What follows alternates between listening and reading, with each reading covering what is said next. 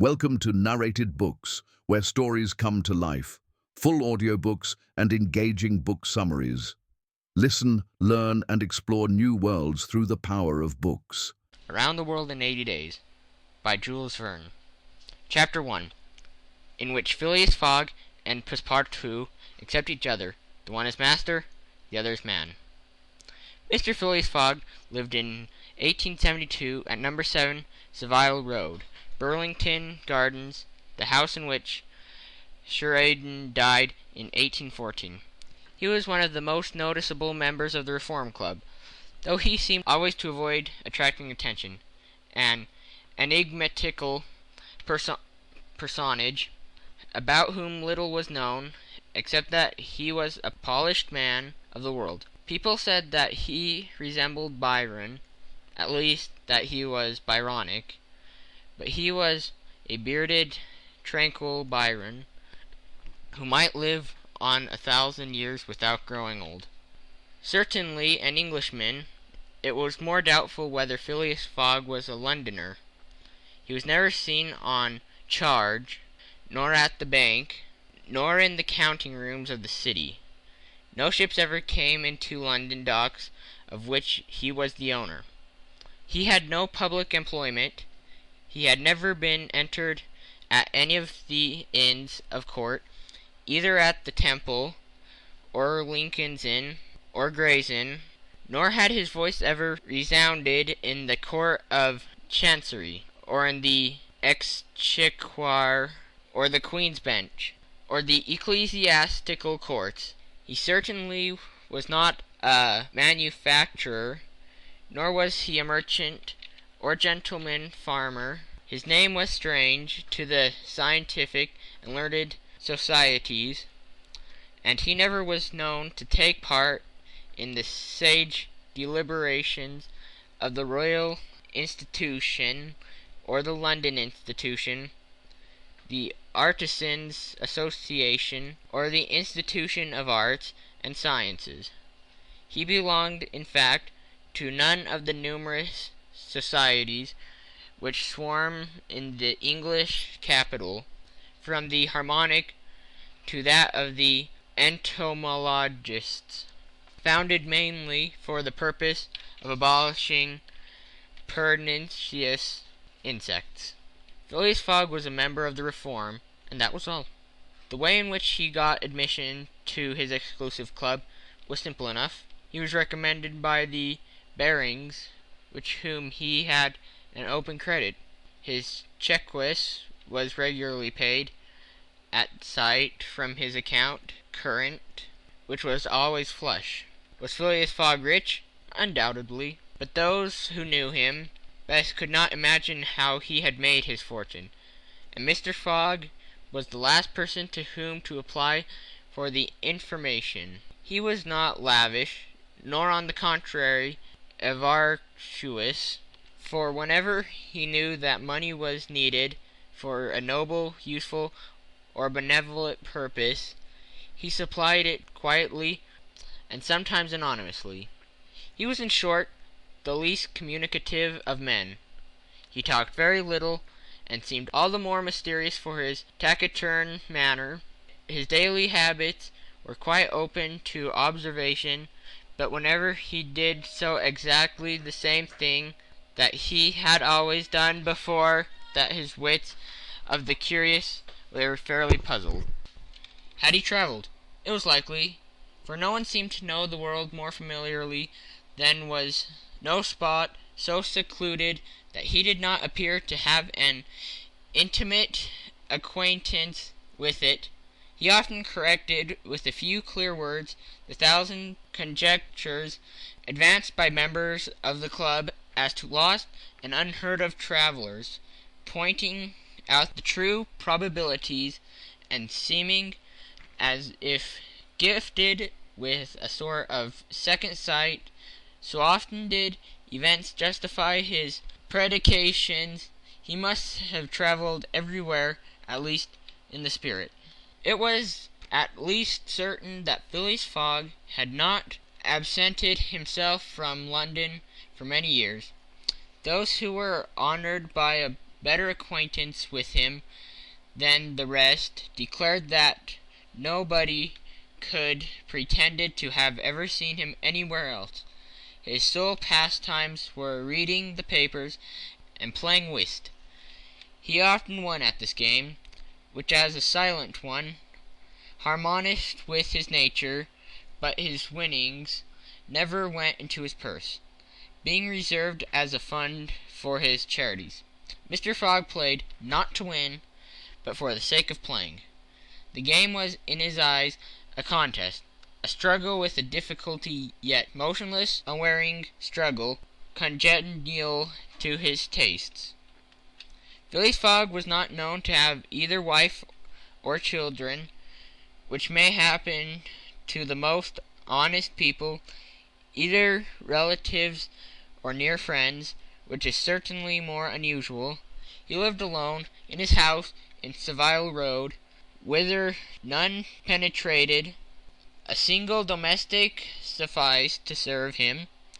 He breakfasted and dined at the club, at hours mathematically fixed, in the same room, at the same table, never taking his meals with other members, much less bringing a guest with him, and went home at exactly midnight, only to retire at once to bed.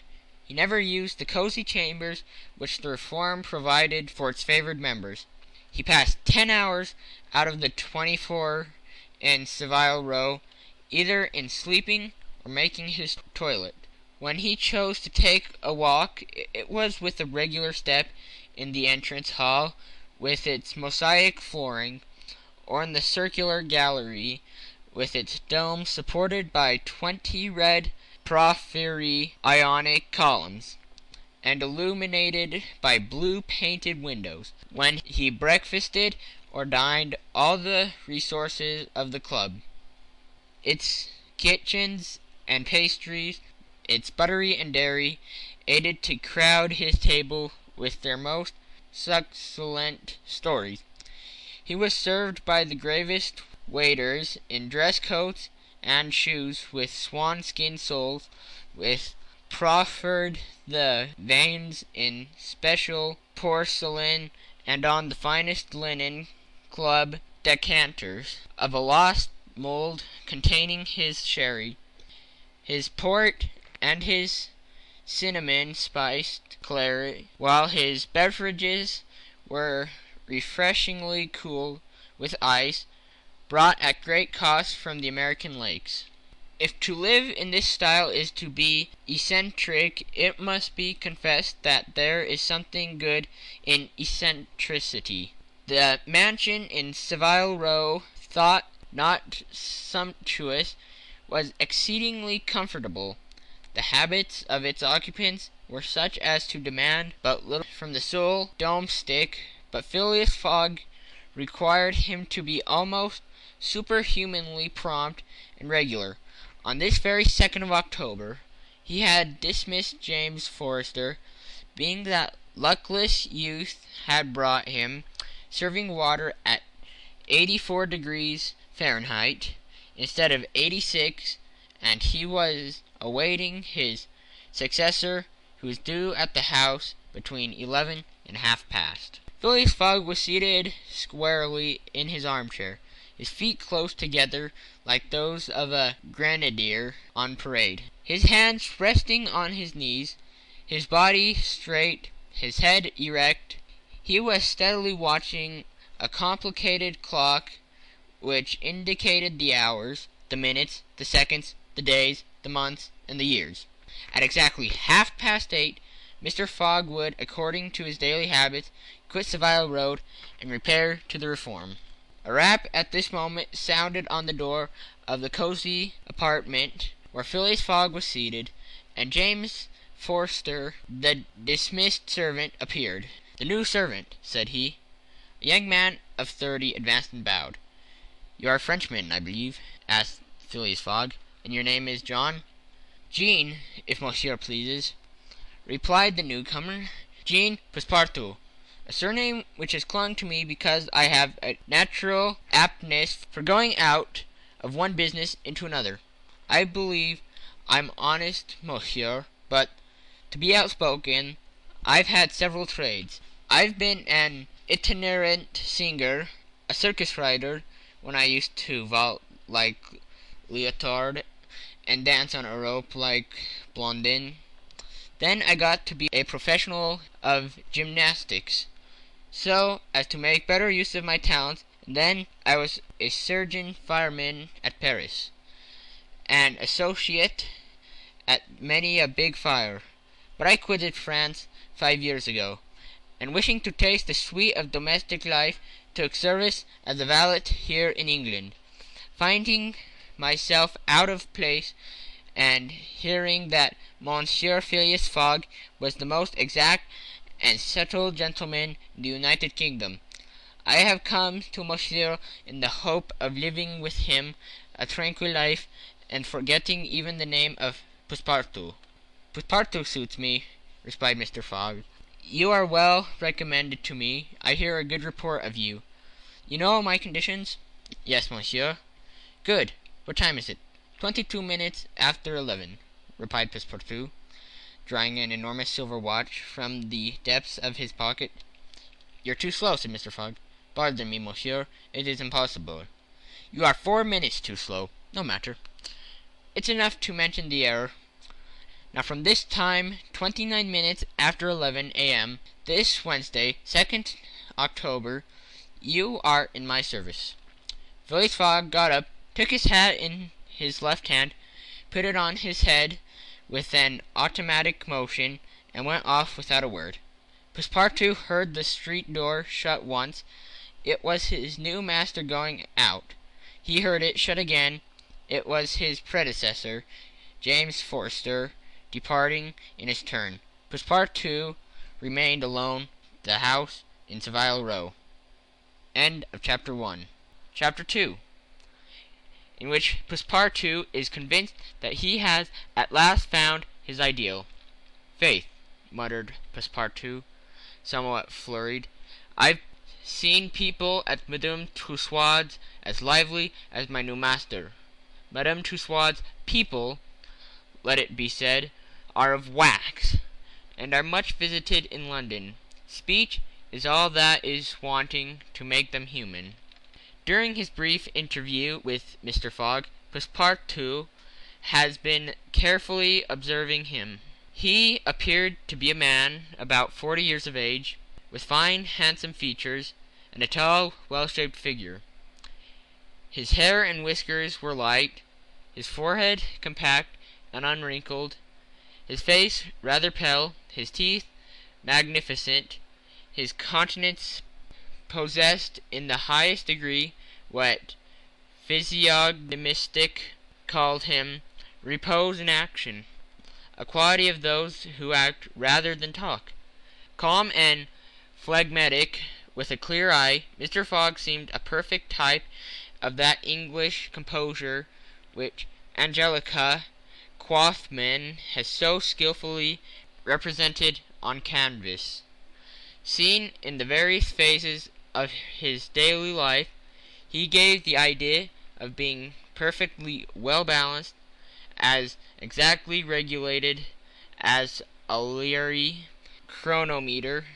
Phileas Fogg was indeed exactitude personified, and this was betrayed even in the expression of his very hands and feet, for in men, as well as in animals, the limbs themselves are expressive of the passions. He was so exact that he was never in a hurry, was always ready, and was economical alike of his steps and his motions. He never took one step too many, and always went to his destination by the shortest cut. He made no superfluous gestures, and was never seen to be moved or agitated. He was the most deliberate person in the world, yet always reached his destination at the exact moment. He lived alone, and so to speak, outside of every social relation. And so he knew that in this world account must be taken of friction, and that friction retards. He never rubbed against anybody. As for Passepartout, He was a true Parisian of Paris, since he had abandoned his own country for England, taking service as a valet. He had in vain searched for a master after his own heart. Passepartout was by no means one of those part dunces depicted by Molière, with a bold gaze and a nose held high in the air. He was an honest fellow, with a pleasant face, lips a trifle protruding, soft-mannered and serviceable, with a good round head, and as one likes to see on the shoulder of a friend. His eyes were blue, his complexion rubicund, his figure almost portly and well built, his body muscular, and his physical powers fully developed by the exercises of his younger days. His brown hair was somewhat tumbled, for while the ancient sculptors are said to have known 18 methods of arranging Minerva's treasures, Passepartout was familiar with but one, of dressing his own. 3 strokes of a large tooth comb completed his toilet. It would be rash to predict how Passepartout's lively nature would agree with Mr. Fogg. It was impossible to tell whether the new servant would turn out as absolutely methodical as his master required. Experience alone could not solve the question. Passepartout had been a sort of vagrant in his early years, and now yearned for repose, but so far he had failed to find it, though he had already served in 10 English houses. But he could not take root in any of these. With chagrin he found his master's invariability whimsical and irregular, constantly running about the country or on the lookout for adventure. His last master, young Lord Longferry, Member of Parliament, after passing his nights in the Haymarket taverns, was too often brought home in the morning on policemen's shoulders. Passepartout, desirous of respecting the gentlemen whom he served, ventured a mild remonstrance on such conduct, which, being ill received, he took his leave, hearing that Mr. Phileas Fogg was looking for a servant, and that his life was one of unbroken regularity, that he neither travelled nor stayed from home overnight. He felt sure that this would be the place he was after. He presented himself and was accompanied as he had been seen. At 11:30 then, Passepartout found himself alone in the house in Savile Row. He began its inspection without delay, scouring it from ceiling to garret. So clean, well arranged, solemn a mansion pleased him. It seemed to him like a snail's shell, lighted and warmed by gas, which sufficed for both these purposes. When Passepartout reached the second story, he recognized at once the room which he was to inhabit, and he was well satisfied with it.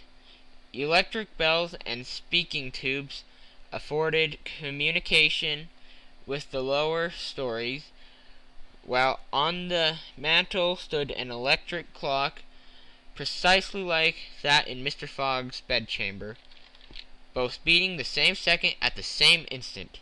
"That's good. That'll do," said Passepartout to himself. He suddenly observed, hung over the clock, a card which inspection proved to be a programme of the daily routine of the house.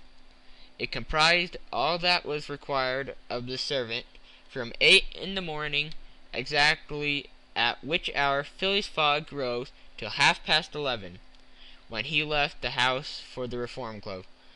All the details of service, the tea and toast at 23 minutes past 8, the shaving water at 37 minutes past 9, and the toilet at 20 minutes before 10. Everything was regulated and foreseen. That was to be done from 11:30 a.m. till midnight, the hour at which the methodical gentleman retired. Mr. Fogg's wardrobe was amply supplied and in the best taste. Each pair of trousers, coat, and vest bore a number, indicating the time of year and season at which they were to turn to be laid out for wearing, and the same system was applied to the master's shoes. In short, the house in Savile Row, which must have been a very temple of disorder and unrest under the illustrious but dissipated Sheridan, was coziness, comfort, and method idealist. There was no study, nor were there books, which would have been quite useless to Mr. Fogg, for at the Reform 2 libraries, one of general literature and the other of law and politics, were at his service. A moderate-sized safe stood in his bedroom, constructed so as to defy fire as well as burglars, but Passepartout found neither arms nor hunting weapons anywhere. Everything betrayed the most tranquil and peaceable habits. Having scrutinized the house from top to bottom, he rubbed his hands, a broad smile overspread his features, and he said joyfully, "This is just what I wanted. Ah, we shall get on together, Mr. Fogg and I. What a domestic and regular gentleman! A real machine. Well, I don't mind serving a machine." End of Chapter 2 by Jules Verne. Chapter 3, in which a conversation takes place which seems likely to cost Phileas Fogg dear.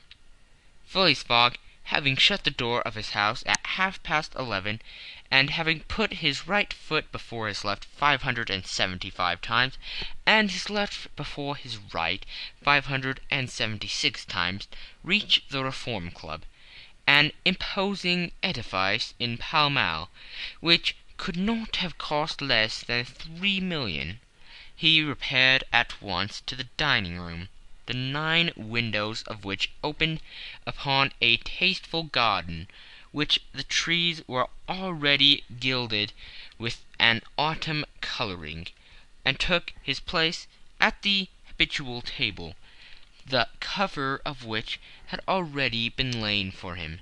His breakfast consisted of a side dish, a broiled fish with Reading sauce, a scarlet slice of roast beef garnished with mushrooms, a rhubarb and gooseberry tart, and a morsel of Cheshire cheese, the whole being washed down with several cups of tea, for which the Reform is famous.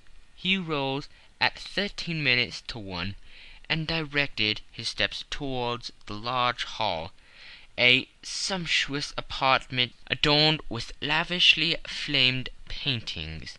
A flunkey handed him an uncut Times, which he proceeded to cut with a skill which betrayed familiarity with this delicate operation. The perusal of this paper absorbed Phileas Fogg until a quarter before 4, whilst the Standard, his next task, occupied him till the dinner hour. Dinner passed as breakfast had done, and Mr. Fogg reappeared in the reading-room, and sat down to the Pall Mall at 20 minutes before 6. Half an hour later, several members of the Reform came in and drew up to the fireplace, where a coal fire was steadily burning. They were Mr. Fogg's usual partners at whist, Andrew Stott, an engineer, John Sullivan, and Samuel Fellenton, bankers, Thomas Flanagan, a brewer, and Gauthier Ralph, one of the directors of the Bank of England, all rich and highly respectable personages, even in a club which comprised the princes of English trade and finance.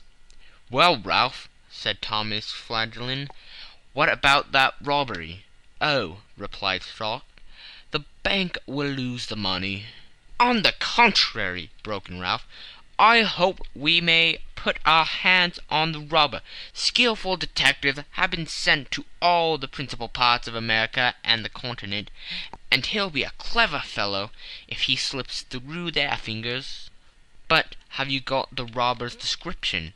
asked Stuart. "In the first place, he is no robber at all," returned Ralph, positively. "What! A fellow who makes off with £55,000 no robber?" "No."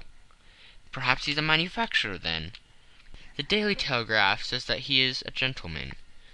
It was Phileas Fogg, who had now emerged from behind his newspaper, who made this remark. He bowed to his friends, and entered into the conversation. The affair which formed its subject, and which was town talk, had occurred 3 days before at the Bank of England. A package of banknotes to the value of £55,000 had been taken from the principal cashier's table, that functionary being at the moment engaged in registering the receipt of 3 shillings and sixpence. Of course, he could not have his eyes everywhere. Let it be observed that the Bank of England reposes a touching confidence in the honesty of the public. There are neither guards nor gratings to protect its treasures. Gold, silver, banknotes are freely exposed at the mercy of the first comer. A keen observer of England customs relates that, being in one of the rooms of the bank one day, he had the curiosity to examine a gold ingot weighing some 7 or 8 pounds. He took it up, scrutinized it, passed it to his neighbor, he to the next man, and so on until the ingot, going from hand to hand, was transferred to the end of a dark entry. Nor did it return to its place for half an hour. Meanwhile the cashier had not so much as raised his head. But in the present instance things had not gone so smoothly. The package of notes not being found when 5 o'clock sounded for the ponderous clock in the drawing office, the amount was passed to the account of profit and loss, and soon as the robbery was discovered, picked detectives hastened off to Liverpool, Glogslog, Harvey, Suez, Brinsley, New York, and other ports, inspired by the preferred reward of £2,000 and 5% on the sum that might be recovered. Detectives were also charged with narrowly watching those who arrived at or left London by rail, and a judicial examination was at once entered upon. There were real grounds for supposing, as the Daily Telegraph said, that the thief did not belong to a professional band. On the day of the robbery, a well-dressed gentleman of polished manners, and with a well-to-do air, had been observed going to and fro in the paying room, where the crime was committed. A description of him was easily procured, and sent to the detectives, and some hopeful spirits, of whom Ralph was one, did not despair of his apprehension. The papers and clubs were full of the affair, and everywhere people were discussing the probabilities of a successful pursuit, and the Reform Club was especially agitated, several of its members being bank officials. Ralph would not concede that the work of the detectives was likely to be in vain, for he thought that the prize offered would greatly stimulate their zeal and activity. But Stuart was far from sharing this confidence, and as they placed themselves at the whist table, they continued to argue the matter. Stuart and Flanagan played together, while Phileas Fogg and Fallentin for his partner.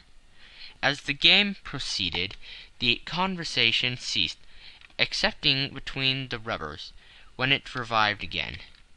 I maintain, said Stuart, that the chances are in favor of the thief, who must be a shrewd fellow.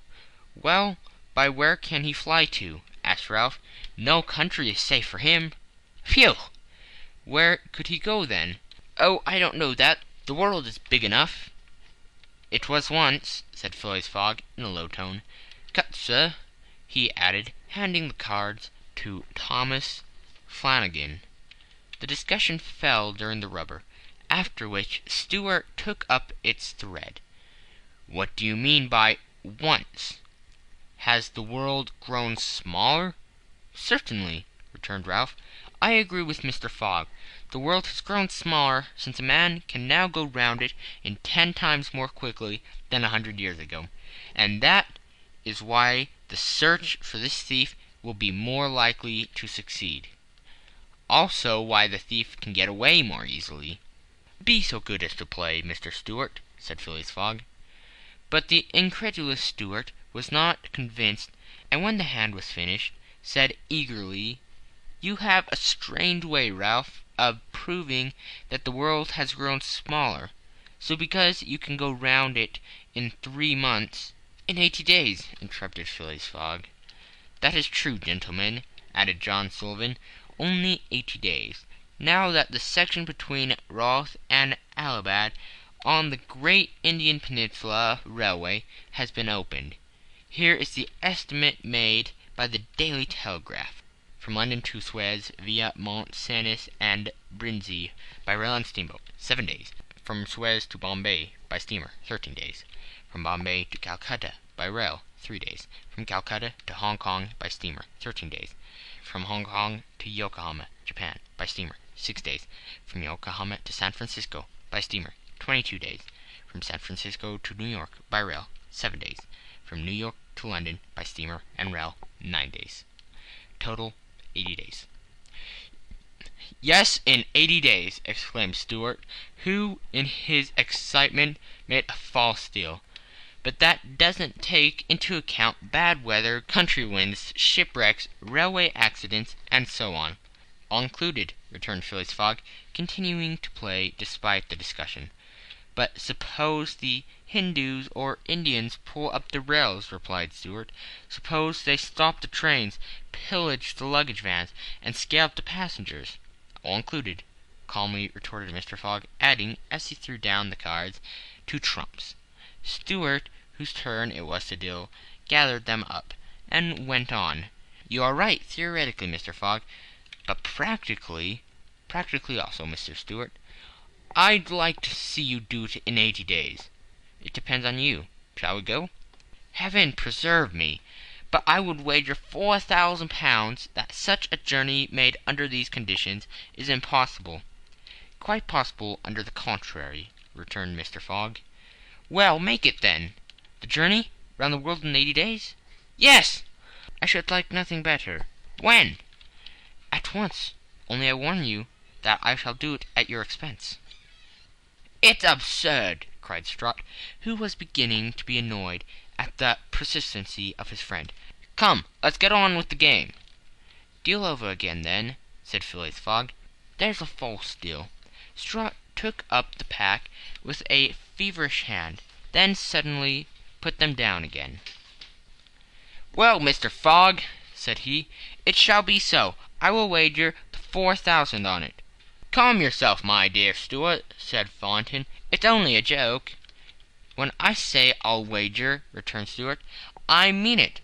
All right, said Mr. Fogg, and turning to the others, he continued, I have a deposit of 20,000 at Baring's, which I will willingly risk upon it. 20,000 pounds? cried Sullivan. 20,000 pounds, which you would lose by a single accident delay? The unforeseen does not exist, quietly replied Phileas Fogg. But, Mr. Fogg, 80 days are only the estimate of the least possible time in which the journey can be made. A well-used minimum suffices for everything.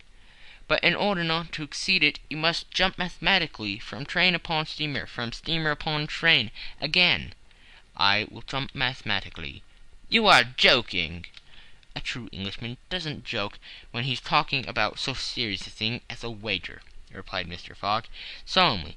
"I will bet £20,000 against anyone who wishes that I will make the tour of the world in 80 days or less, in 1920 hours, or 150,200 minutes. Do you accept?" "We accept," replied Messrs. Stuart, Fallentin, Sullivan, Flanagan, and Ralph, after consulting each other. "Good," said Mr. Fogg. "The train leaves for Dover at 9:15. I will take it." "This very evening?" asked Stuart. "This very evening," returned Phileas Fogg. He took out and consulted a pocket almanac, and added, "As today is Wednesday, the 2nd of October, I shall be due in London, in this very room of the Reform Club, on Saturday, the 21st of December, at 9:15 p.m., or else the £20,000 now deposited in my name at Baring's will belong to you, in fact and in right, gentlemen. Here is a cheque for the amount." A moment of the wager was at once drawn up and signed by the 6 parties, during which Phileas Fogg preserved a stoical composure. He certainly did not bet to win, and had only staked the £20,000, half of his fortune, because he foresaw that he might have to expend the other half to carry out this difficult, not to say unattainable, project. As for his antagonists, they seemed much agitated, not so much by the value of their stake as because they had some scruples about betting under conditions so difficult to their friend. The clock struck 7, and the party offered to suspend the game, so Mr. Fogg might make his preparations for departure. "I am quite ready now," was his tranquil response. "Diamonds are trumps. Be so good as to play, gentlemen." End of Chapter 3. Chapter 4, in which Phileas Fogg astounds Passepartout, his servant. Having won 20 guineas at whist, and taken leave of his friends, Phileas Fogg, at 25 minutes past 7, left the Reform Club. Passepartout, who had conscientiously studied the programme of his duties, was more than surprised to see his master guilty of the inexactness of appearing at his unaccustomed hour, for, according to rule, he was not due in Savile Row until precisely midnight. Mr. Fogg repaired to his bedroom and called out, "Passepartout!"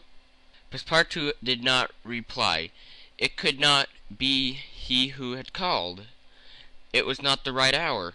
"Passepartout!" replied Mr. Fogg, without raising his voice. Passepartout made his appearance. "I've called you twice," observed his master.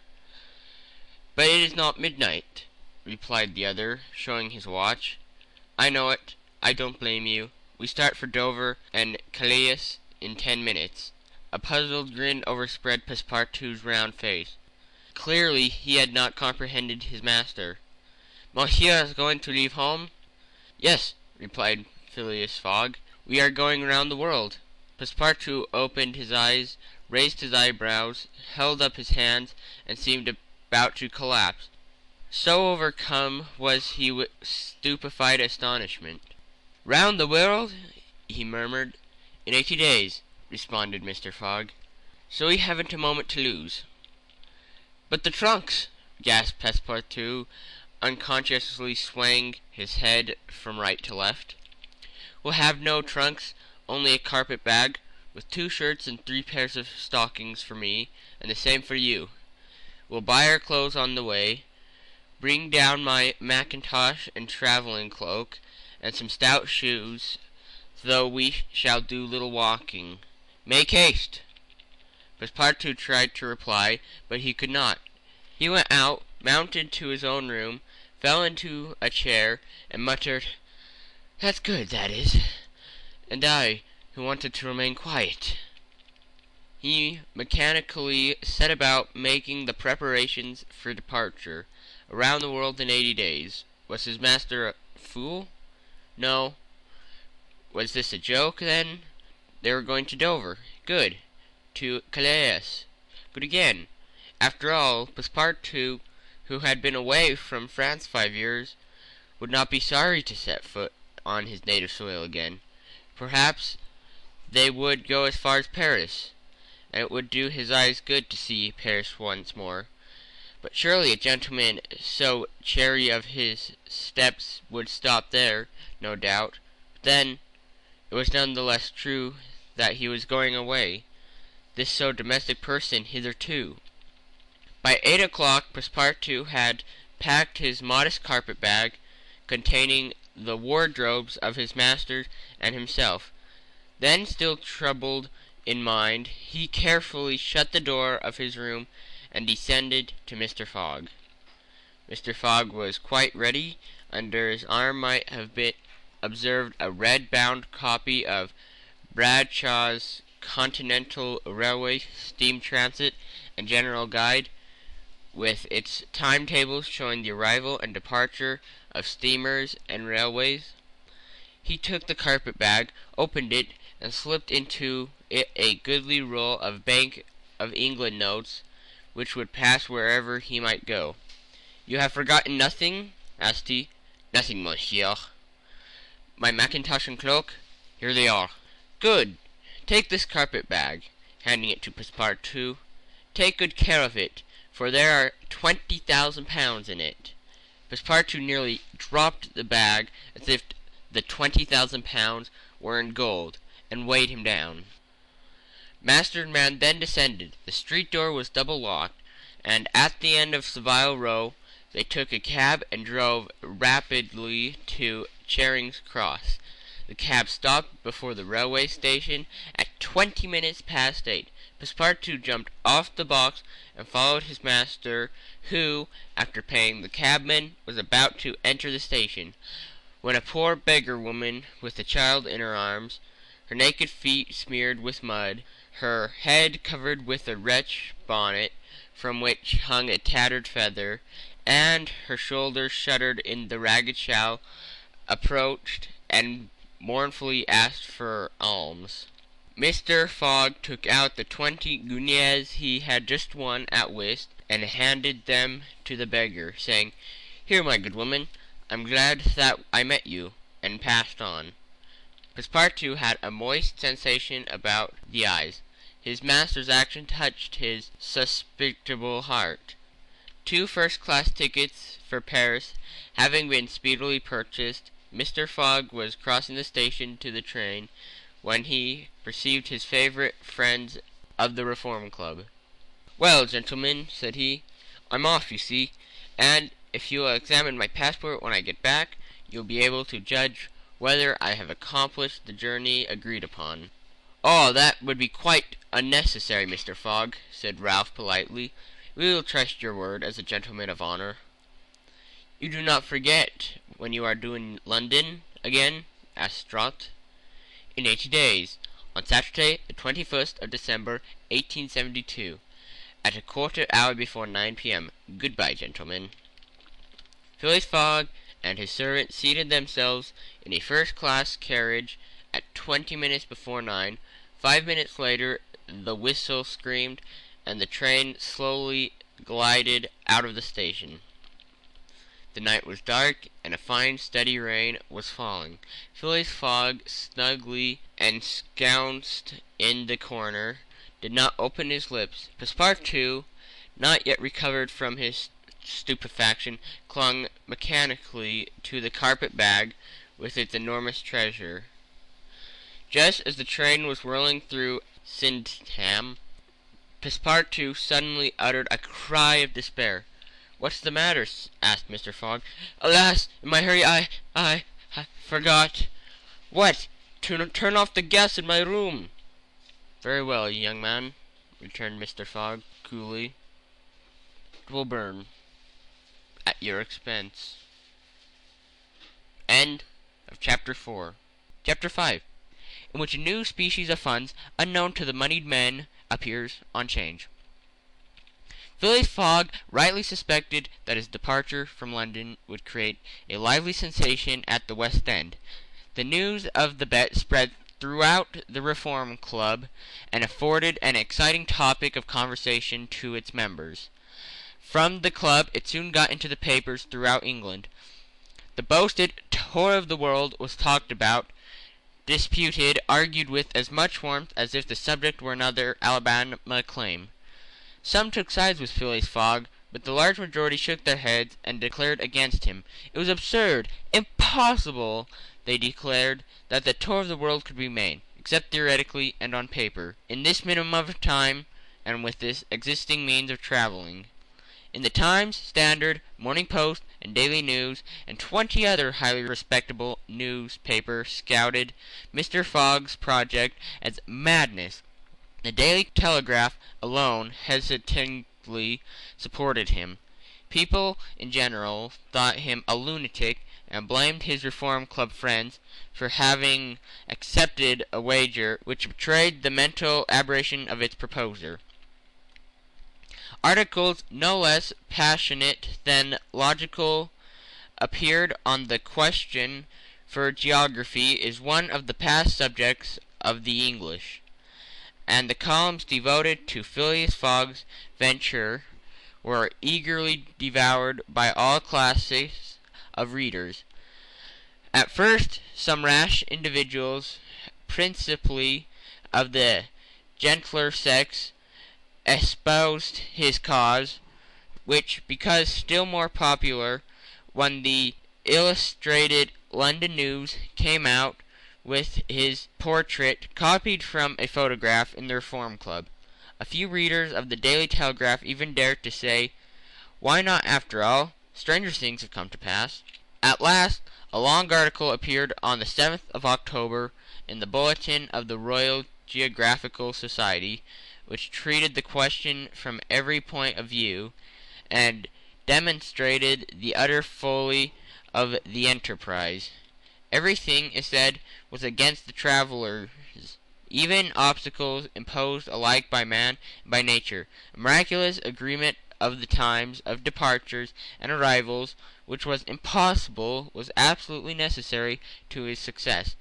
He might perhaps reckon on the arrival of trains at the designated hours in Europe, with the distances were relatively moderate, but when he calculated upon crossing the India in 3 days and the United States in 7, could he really beyond misgiving upon accomplishment his task? Where was accidents to machinery, and liability of trains to run off the line, collisions, bad weather, the blocking up by snow? Were not all these things against Phileas Fogg? Would he not find himself, when travelling by steamer in winter, at the mercy of the winds and fogs? It is not uncommon for the best ocean steamers to be 2 or 3 days behind time, but a single delay would suffice to fatally break the chain of communication. Should Phileas Fogg once miss even by an hour a steamer, he would have to wait for the next, and that would irrevocably render his attempt in vain. This article made a great deal of noise, and being copied into all the papers, seriously depressed the advocates of the rash tourist. Everybody knows that England is the world of betting men, who are of higher class than mere gamblers. To bet is an English temperament. Not only the members of the Reform, but the general public made heavy wagers for or against Phileas Fogg, who was set down in betting books as if he was a racehorse. Bonds were issued, and their appearance on charge, Phileas Fogg bonds, were offered at par or at a premium, and a great business was done to them.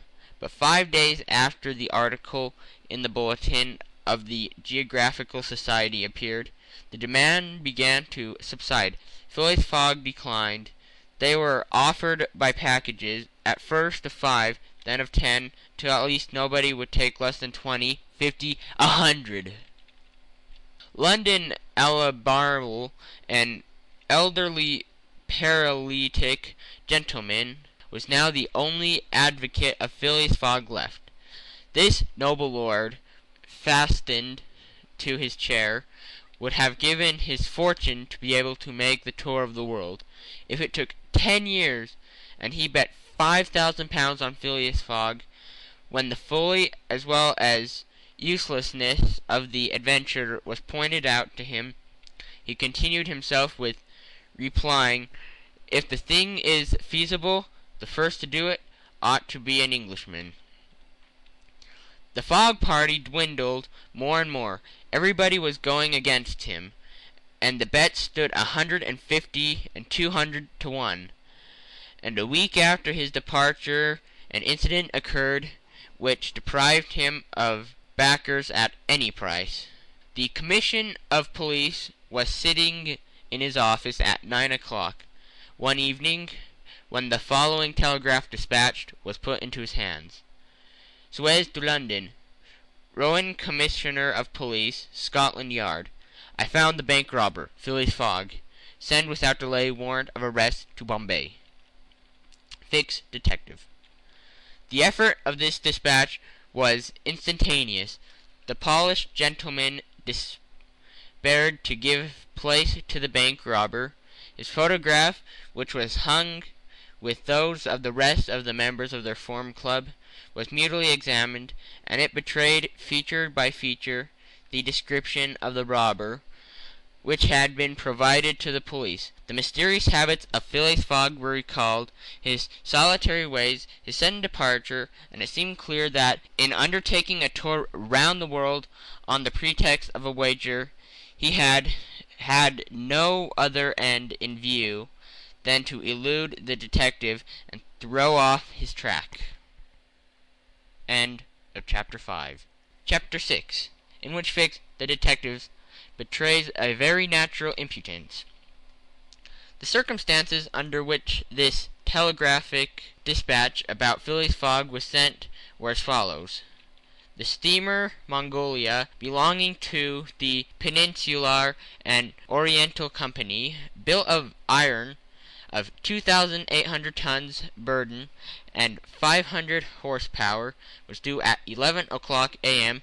on Wednesday, the 9th of October, at Suez, Mongolia, plied regularly between Brindisi and Bombay via the Suez Canal, and was one of the fastest steamers belonging to the company, always making more than 10 knots an hour between Brindisi and Suez, and 9.5 between Suez and Bombay.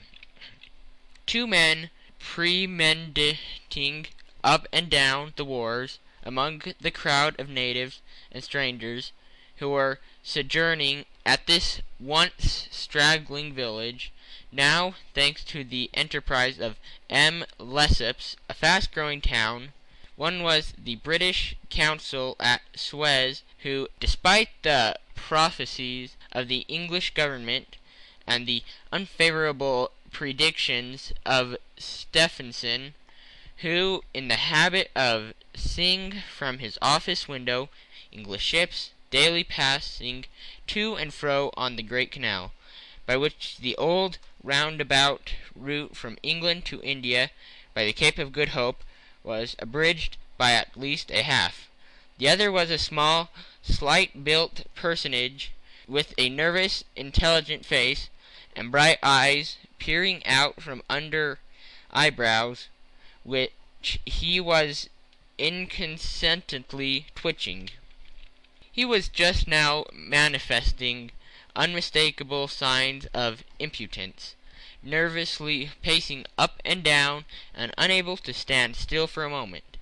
This was Fix, one of the detectives who had been dispatched from England in search of the bank robber.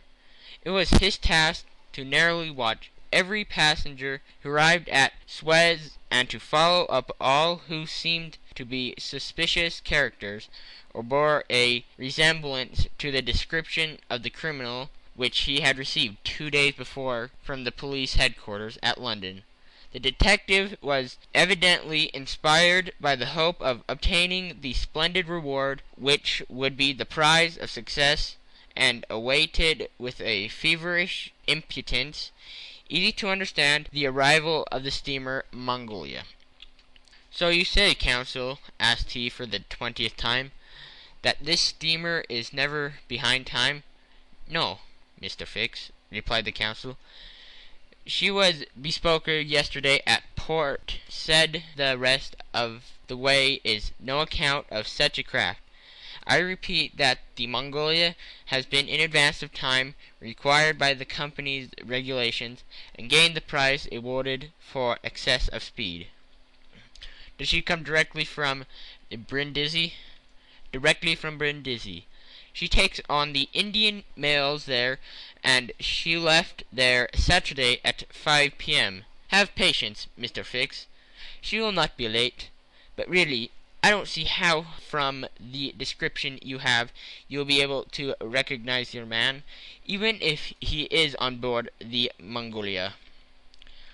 "A man rather feels the presence of these fellows, Counsel, than recognizes them.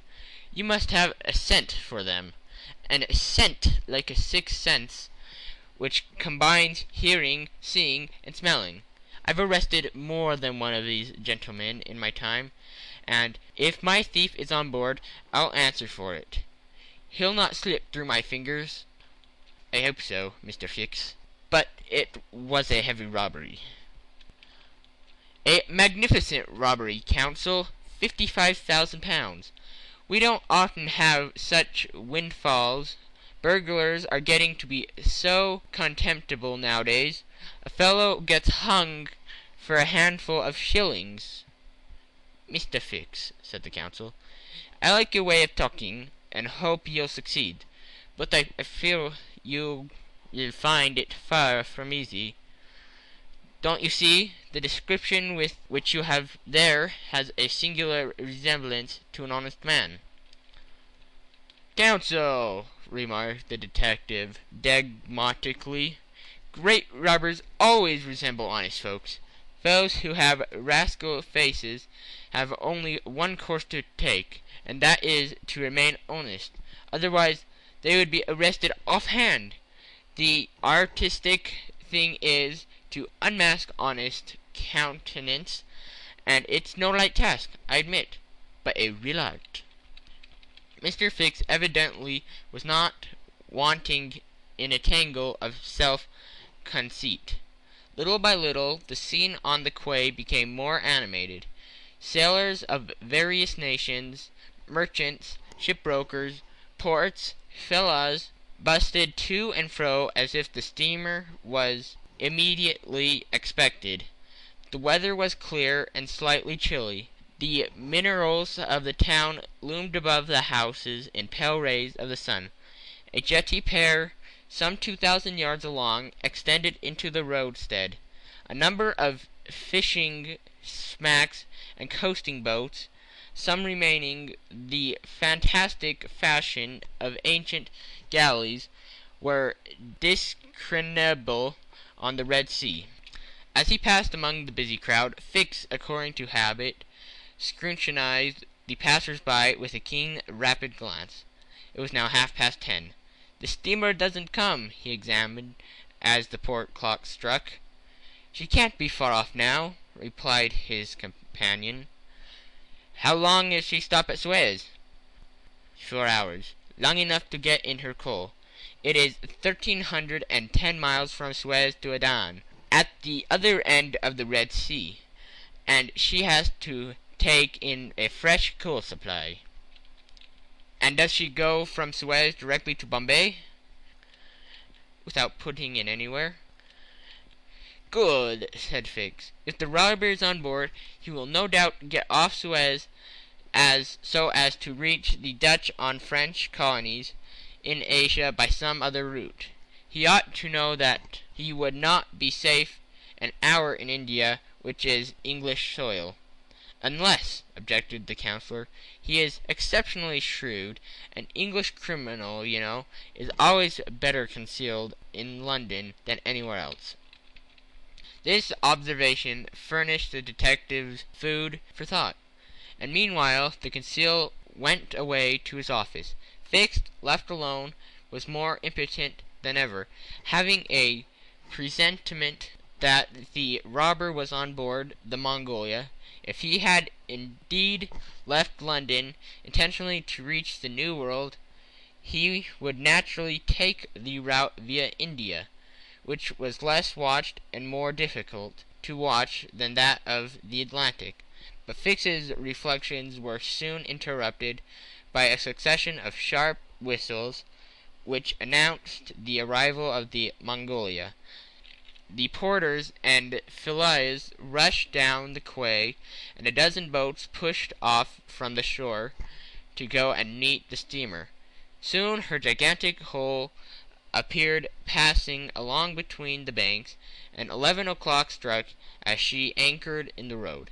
She brought an unusual number of passengers, some of whom remained on deck to scan the picturesque panorama of the town, while the greater part disembarked in the boats and landed on the quay. Fix took up a position and carefully examined each face and figure which made its appearance.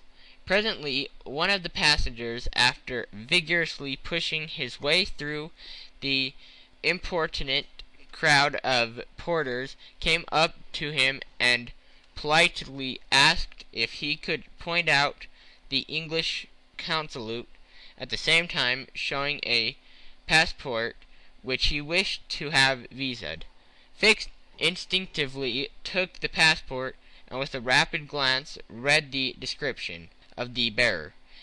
An involuntary motion of surprise nearly escaped him, for the description in the passport was identical with that of the bank robber which he had received from Scotland Yard. "Is this your passport?" asked he. "No, it's my master's." "And your master is—" "He stays on board." "But he must go to council in person, so as to establish his identity." "Oh, is that necessary?" "Quite indispensable." "And where is this consulate?" "There on the corner of the square," said Fix, pointing to a house 200 steps off. "I'll go and fetch my master, who won't be much pleased, however, to be disturbed." The passenger bowed to Fix and returned to the steamer. End of chapter 6 by Jules Verne. Chapter 7, which once more demonstrates the uselessness of passports as aids to detectives. The detective passed down the quay and rapidly made his way to the counsel's office, where he was at once admitted to the presence of the official. "Counsel," said he, without preamble, "I have strong reasons for believing that my man is a passenger on the Mongolia." And he narrated what had just passed concerning the passport. "Well, Mr. Fix," replied the counsel, "I shall not be sorry to see the rascal's face, but perhaps he won't come here. That is, if he is the person you suppose him to be, a robber. Doesn't quite like to leave traces of his flights behind him, and besides, he is not obligated to have his passport countersigned. If he is as shrewd as I think he is, counsel, he will come." "To have his passport visaed?" "Yes, passports are only good for annoying honest folks, and aiding in the flight of rogues. I assure you it will be quite the thing for him to do. But I hope you will not visa the passport." "Why not? If the passport is genuine, I have no right to refuse. Still, I must keep this man here until I get a warrant to arrest him from London." "Ah, that's your lookout. But I cannot—" The counsel did not finish his sentence, for as he spoke a knock was heard at the door, and two strangers entered, one of whom was the servant whom Fix had met on the quay, the other, who was the master, held out his passport with the request that the counsel would do him the favor to visa it.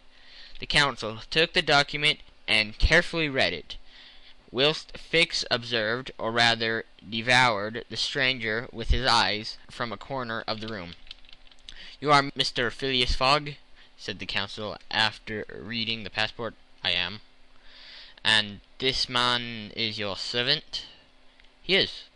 A Frenchman. And passport too. You are from London? Yes. And you are going to Bombay? Very good, sir. You know that a visa is useless, and that no passport is required? I know it, sir, replied Phileas Fogg, but I wish to prove by your visa that I came by Suez. Very well, sir. The counsel proceeded to sign and date the passport, after which he added his official seal. Mr. Fogg paid the customary fee, coldly bowed, and went out, followed by his servant. "Well?" queried the detective. "Well, he looks and acts like a perfectly honest man," replied the counsel. "Possibly. But that is not the question. Do you think, counsel, that this flagrant gentleman resembles, features by feature, the robber whose description I have received?" "I concede that. But, you know, all descriptions—" "I'll make certain of it," inquired Fix. "The servant seems to me less mysterious than the master. Besides, he's a Frenchman, and can't help talking. Excuse me for a little while, counsel." Fix started off in search of Passepartout. Meanwhile, Mr. Fogg, after leaving the consulate, repaired to the quay, gave him orders to Passepartout, went off to the Mongolia in a boat, and descended to his cabin. He took up his notebook, which contained the following memoranda: "Left London, Wednesday, October 2nd, at 8:45 p.m. Reached Paris, Thursday, October 3rd, at 7:20 a.m. Left Paris, Thursday, at 8:40 a.m.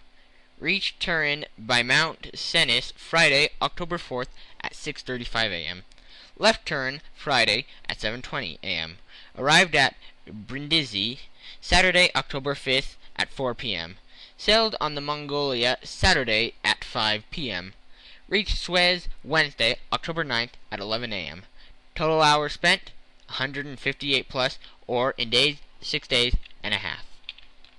These dates were inscribed in an itinerary divided into columns, indicating the month, the day of the month, and the day for the stipulated and actual arrivals at each principal point: Paris, Brindisi, Suez, Bombay, Calcutta, Singapore, Hong Kong, Yakima, San Francisco, New York, and London, from the 2nd of October to the 21st of December, and given a space for setting down the gain made or loss sufficed on arrival at each locally.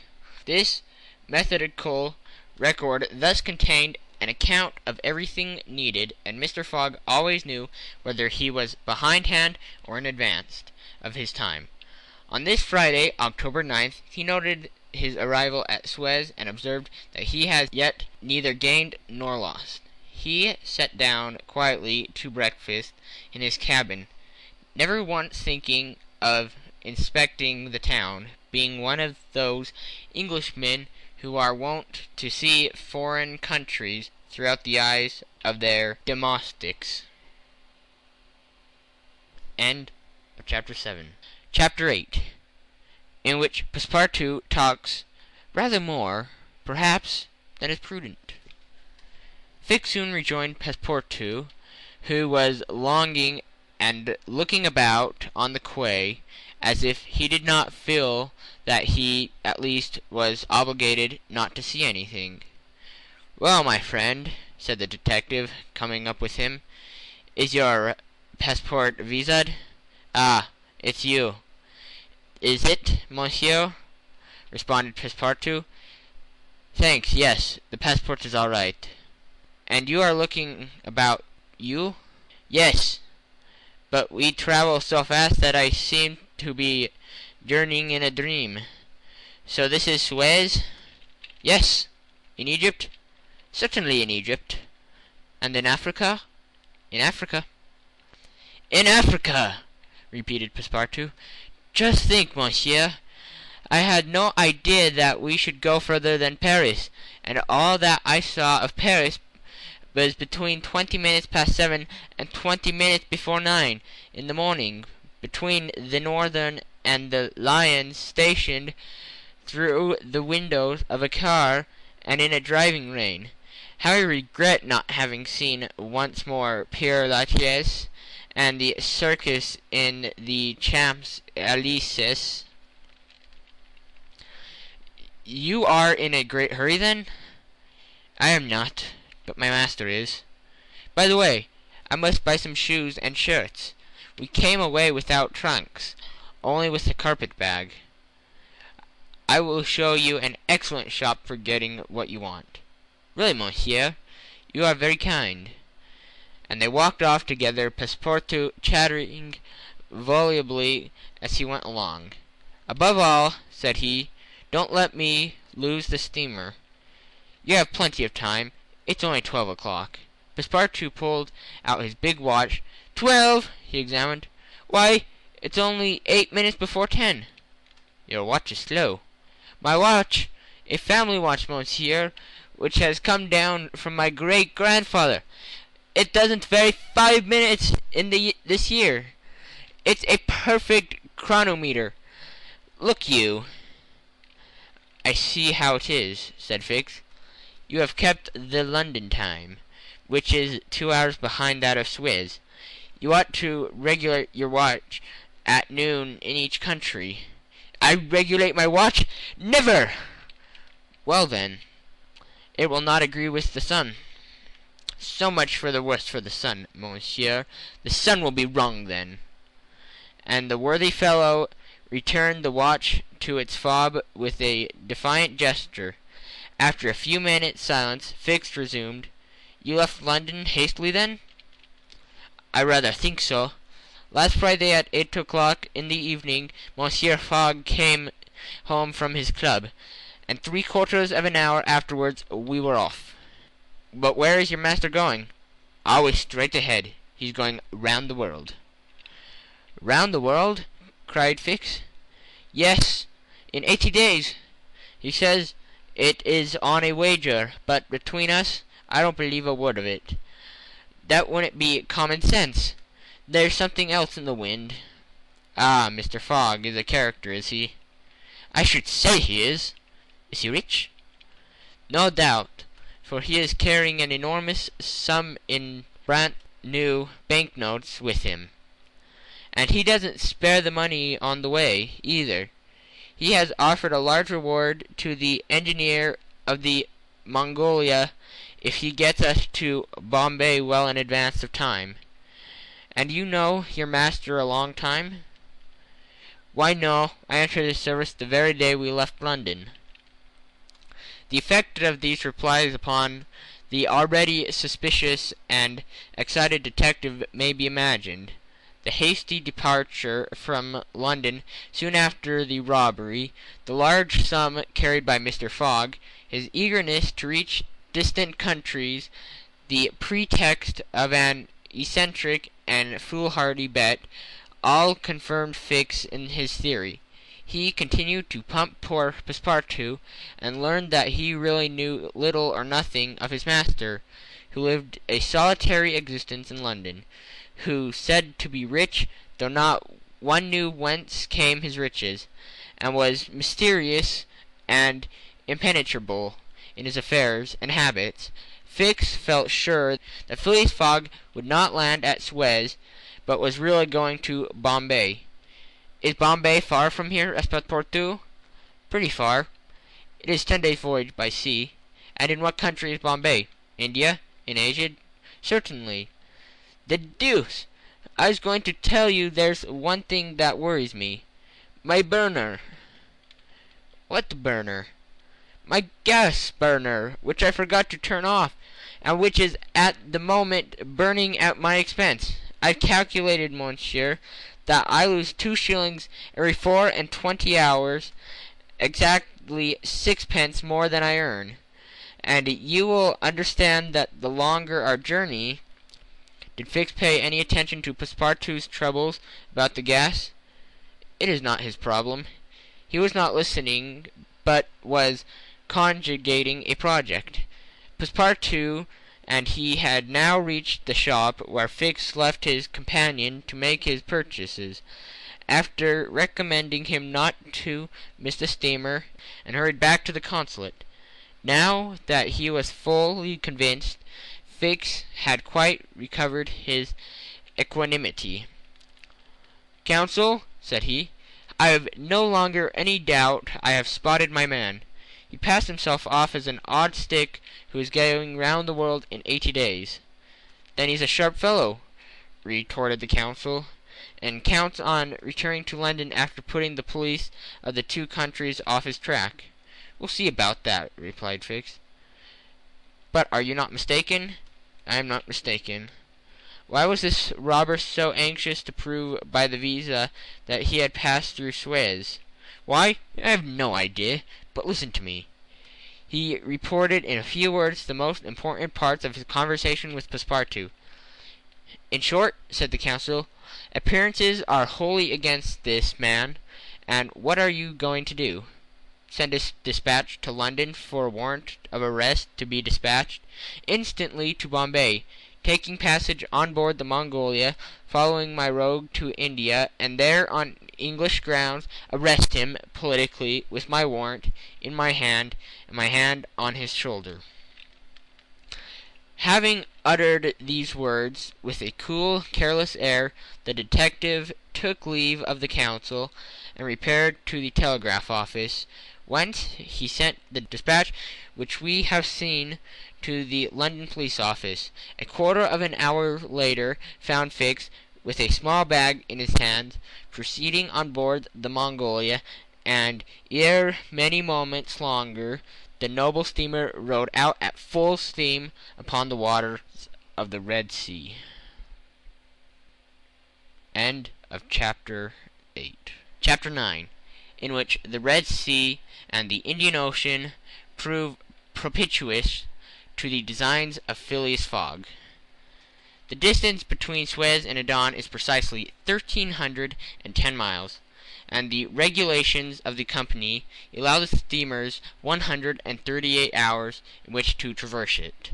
The Mongolia, thanks to the vigorous exertions of the engineer, seemed likely, so rapid was her speed, to reach her destination considerably within that time.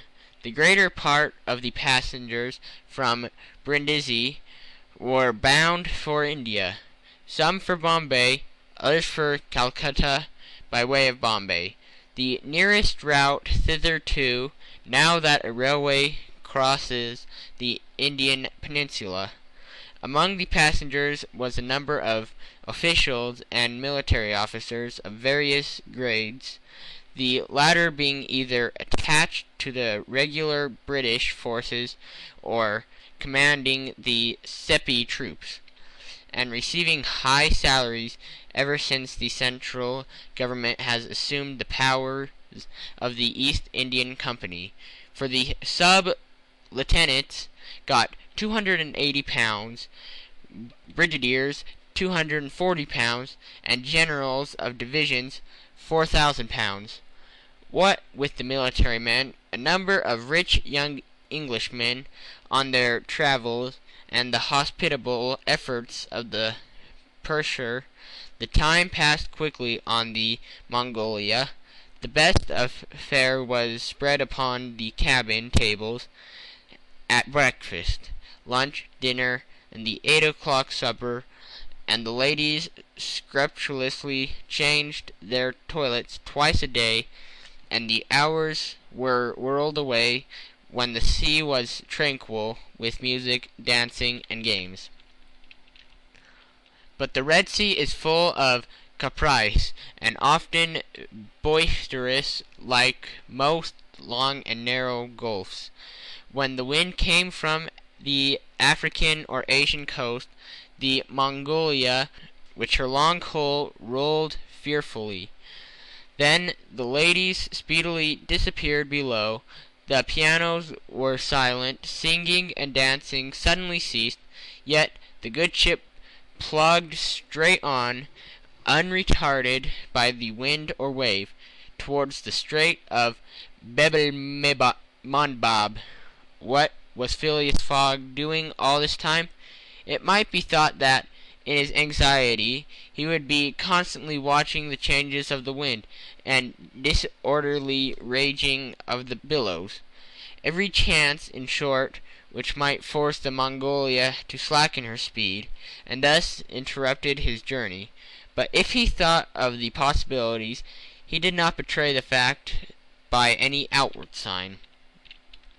Always the same impassible member of the Reform Club, whom no incident could surprise, as unvarying as the ship's chronometers, and seldom having the curiosity even to go upon the deck, he passed through the memorable senses of the Red Sea with cold indifference, did not care to recognize his historic towns and villages which along its borders raised their picturesque outlines against the sky, and betrayed no fear of the dangers of the Arabic Gulf, which the old historians always spoke of with horror, and upon which the ancient navigators never ventured without propitiating the gods by ample sacrifices. How did this eccentric personage pass his time on the Mongolia? He made his 4 hearty meals every day, regardless of the most persistent rolling and pitching on the part of the steamer, and he played whist indefatigably, for he had found partners as enthusiastic in the game as himself. A tax collector on the way to his post at Goa, the Rev.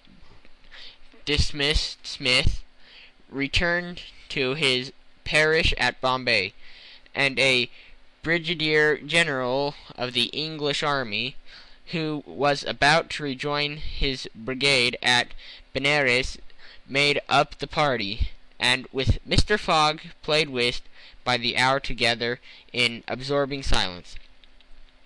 As for Passepartout, he too had escaped seasickness, and took his meals conscientiously in the forward cabin. He rather enjoyed the voyage, for he was well fed, well lodged, took great interest in the scenes through which they were passing, and consoled himself with the delusion that his master's whim would end at Bombay.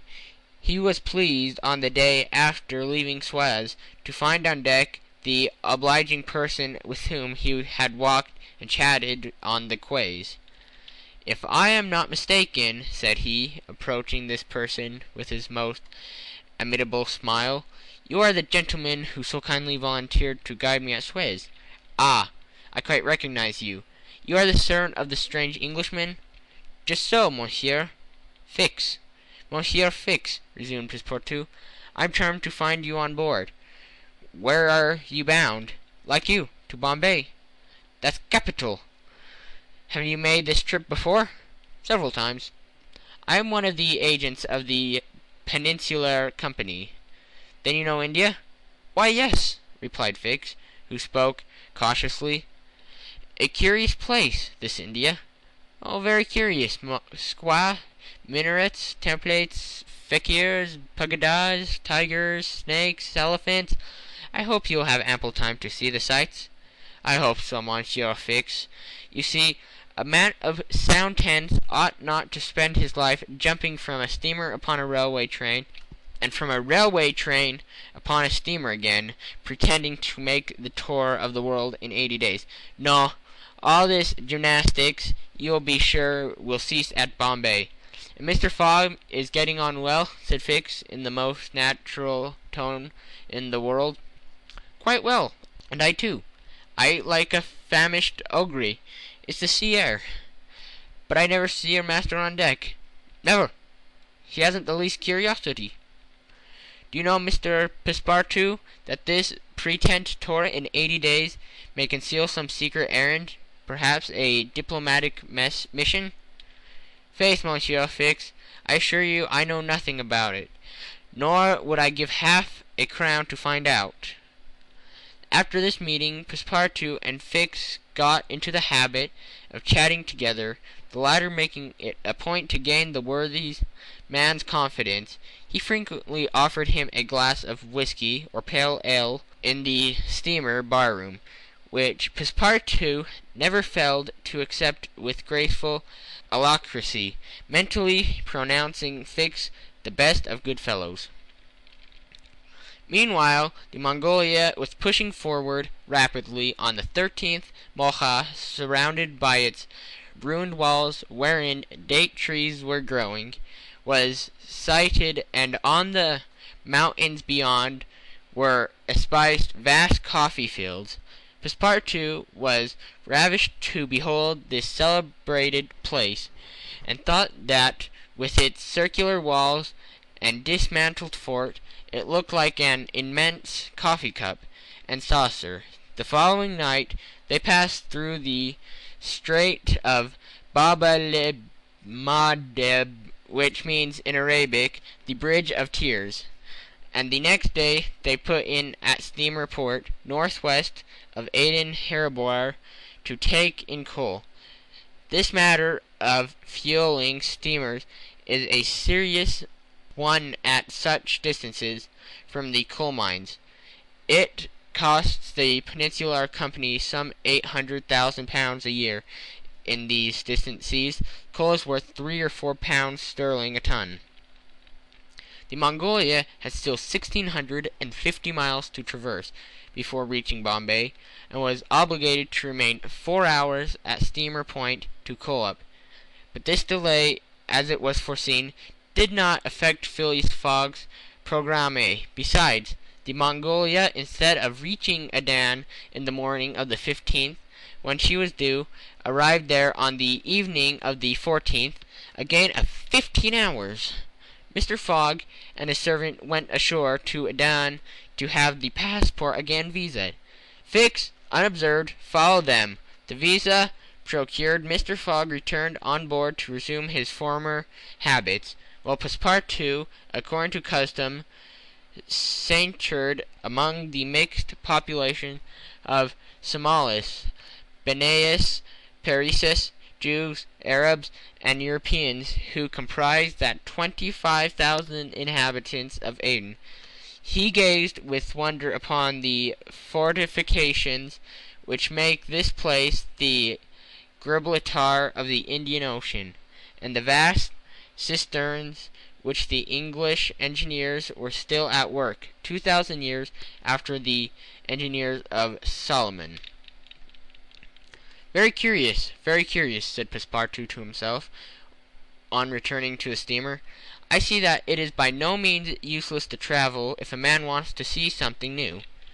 At 6 p.m. the Mongolia slowly moved out of the roadstead, and was soon once more on the Indian Ocean. She had 168 hours in which to reach Bombay, and the sea was favorable, the wind being in the northwest, and all sails aiding the engine. The steamer rolled but little. The ladies in fresh toilets reappeared on deck, and the singing and dancing were resumed. The trip was being accomplished most successfully, and Passepartout was enchanted with the congenial companion which chance had secured him to the person of the delightful Fix. On Sunday, October 20th, towards noon, they came in sight of the Indian coast. 2 hours later, the pilot came on board. A range of hills lay against the sky and the horizon, and soon the rows of palms which adorn Bombay came distinctly into view. The steamer entered the road formed by the islands in the bay, and at 4:30 she hauled up at the quays of Bombay. Phileas Fogg was in the act of finishing the 33rd rubber of the voyage, and his partner and himself, having by bold stroke captured all 13 of the tricks, concluded this fine campaign with a brilliant victory. The Mongolia was due at Bombay on the 22nd. She arrived on the 20th. This was a gain to Phileas Fogg of 2 days since his departure from London, and he calmly entered the fact in the itineraries in the column of gains. End of chapter 9. Chapter 10, in which Passepartout is only too glad to get off with the loss of his shoe. Everybody knows that the great reversed triangle of the land, with its base in the north and its apex in the south, which is called India, embezzles 1,400,000 square miles, upon which is spread unequally a population of 180 million of souls. The British Crown exercises a real and despotic domain over the larger portion of this vast country, and has a government general stationed at Calcutta, governors at Madras, Bombay, and in Belgium, and a lieutenant governor at Arja. But British India, properly so called, only embraces 700,000 square miles, and a population of from 100 to 110 millions of inhabitants. A considerable portion of India is still free from British authority, and there are certain fortuitous Rahas in the interior who are absolutely independent. The celebrated East India Company was all-powerful from 1756, when the English first gained a foothold on the spot where now stands the city of Madras, down to the time of the great sepoy insurrection. It gradually annexed province after province, purchasing them off the native chiefs whom it seldom paid, and appointed the Governor-General and his subordinates, civil and military. But the East India Company has now passed away, leaving the British possessions in India directly under the control of the Crown. The aspects of the country, as well as the manners and destructions of race, is daily changing. Formerly, one was obliged to travel in India by the old cumbrous method of going on foot or on horseback in palanquins or unwieldy coaches. Now, fast steamboats ply on the Indus and the Ganges, and a great railway with branch lines joining the main line at many points on its route traverse the peninsula from Bombay to Calcutta in 3 days. This railway does not run in a direct line across India. The distance between Bombay and Calcutta, as the bird flies, is only from 1,000 to 1,100 miles. But the deflections of the road increase this distance by more than a third. The general route of the Great Indian Peninsula Railway is as follows.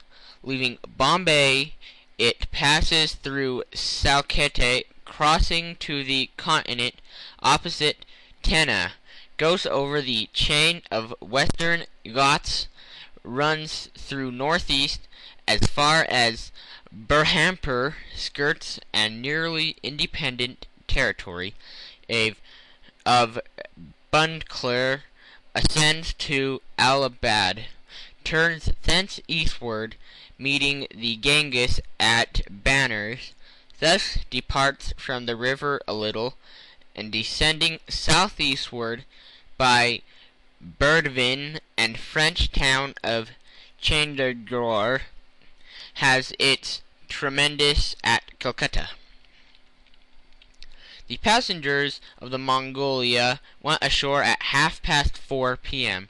At exactly 8 the train would start for Calcutta.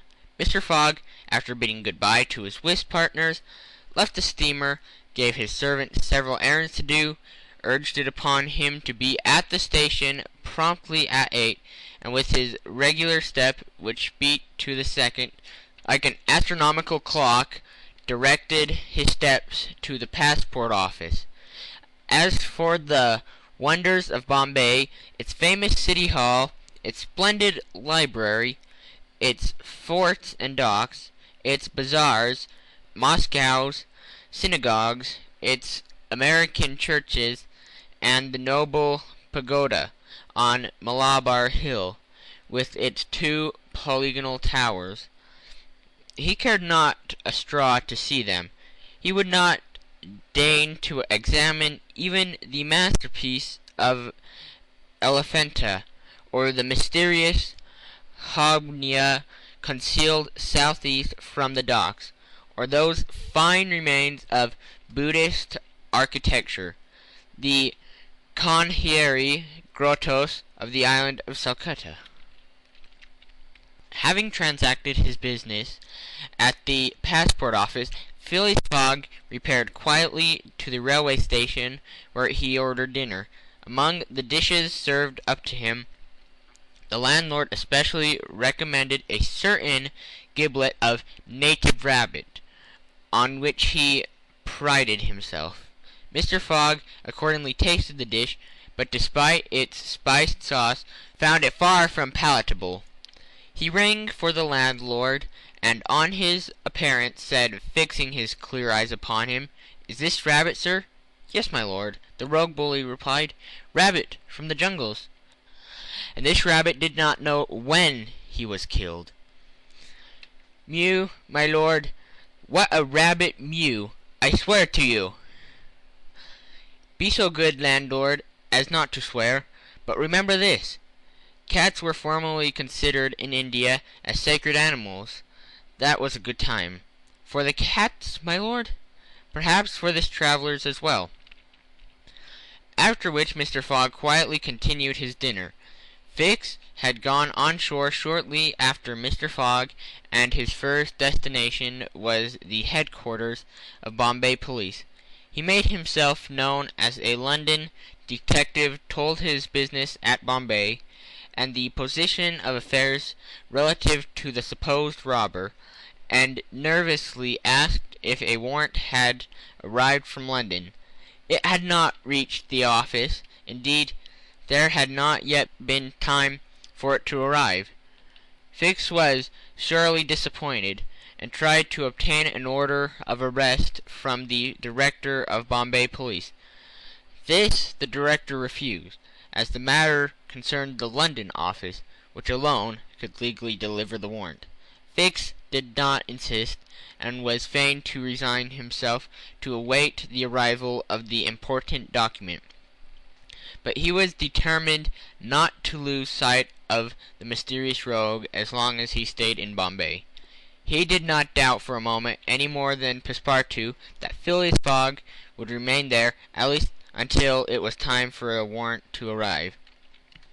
Passepartout, however, had no sooner heard his master's orders on leaving the Mongolia than he saw at once that they were to leave Bombay as they had done Suez and Paris, and that the journey would be extended at least as far as Calcutta, and perhaps beyond that place. He began to ask himself if this bet that Mr. Fogg talked about was not really in good earnest, and whether his fate was not in truth forcing him, despite his love of repose, around the world in 80 days. Having purchased the usual quota of shirts and shoes, he took a leisurely promenade about the streets, where crowds of people of many nationalities, Europeans, Parisians with pointed caps, Banyans with round turbans, Sindhus with square bonnets, Parsees with black mitres, and long-robed Armenians were collected. It happens to be the day of a Parsee festival. These descendants of the sect of Zoroaster, the most thrifty, civilized, intelligent, and auspicious of the East Indians, among whom are contacted the richest native merchants of Bombay, were celebrating a sort of religious carnival, with processions and shows, in the midst of which India dancing girls, clothed in rose-colored guez loped up with gold and silver, danced airily, but with perfect modesty, to the sound of violas and the clanging of tambourines. It is needless to say that Passepartout watched these circus ceremonies with staring eyes and gaping mouth, and that his countenance was that of the greenest booby imaginable. Unhappily for his master, as well as himself, his curiosity drew him unconsciously farther off than he intended to go. At least, having seen the Paris Carnival wind away in the distance, he was turning his steps towards the station, when he happened to espy the splendid pagoda on Malabar Hill, and was seized with an irresistible desire to see its interior. He was quite ignorant that it is forbidden to Christians to enter certain Indian temples, and that even the faithful must not go in without first leaving their shoes outside the door. It must be said that here that the wise policy of the British government severely punishes a disregard of the practices of the native religions.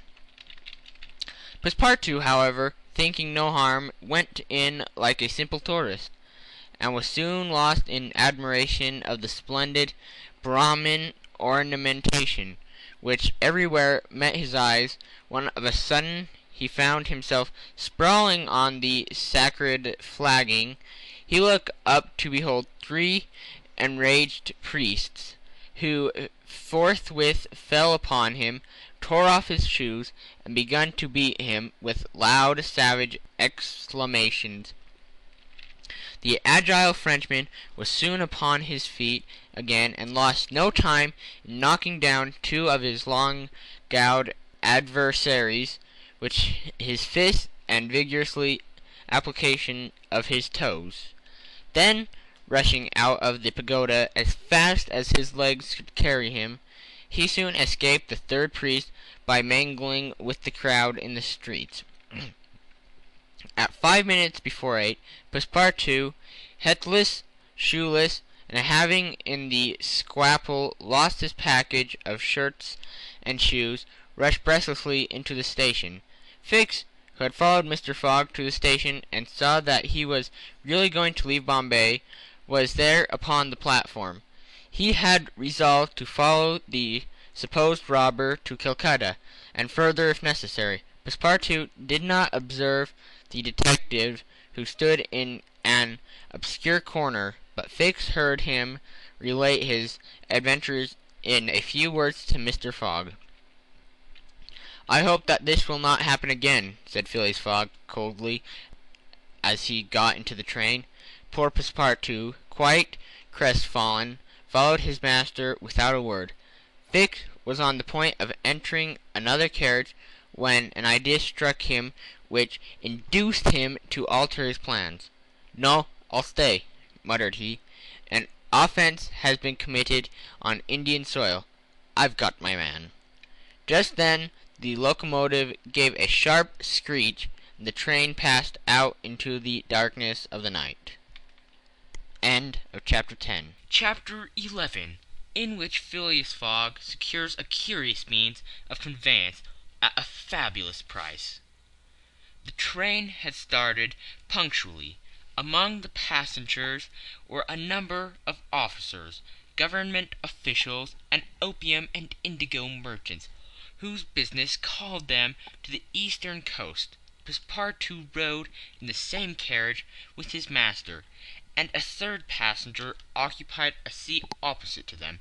This was Sir Francis Cromarty, one of Mr. Fogg's whist partners on the Mongolia, now on his way to join his corps at Benares. Sir Francis was a tall, fair man of 50, who had greatly distinguished himself in the last Somme revolt. He made India his home, only paying brief visits to England at rare intervals, and was almost as familiar as a native with the customs, history, and character of India and its people. But Phileas Fogg, who was not travelling, but only describing a circumference, took no pains to inquire into these subjects. He was a solid body, traversing an orbit round the terrestrial globe. According to the laws of rational mechanics, he was at this moment calculating in his mind the number of hours spent since his departure from London, and had it been in his nature to make a useless demonstration, would have rubbed his hands for satisfaction. Sir Francis Cromarty had observed the oddity of his travelling companion, although the only opportunity he had for studying him had been while he was dealing the cards, and between two rubbers, and questioned himself whether a human heart really beat beneath this cold exterior, and whether Phileas Fogg had any sense of the beauties of nature. The Brigadier General was free to mentally confess that, of all the eccentric persons he had ever met, none was comparable to this product of the exact sciences. Phileas Fogg had not concealed from Sir Francis his design of going round the world, nor the circumstances under which he set out, and the General only saw in the wager a useless eccentricity, and a lack of sound common sense. In the way this strange gentleman was going on, he would leave the world without having done any good to himself or anybody else.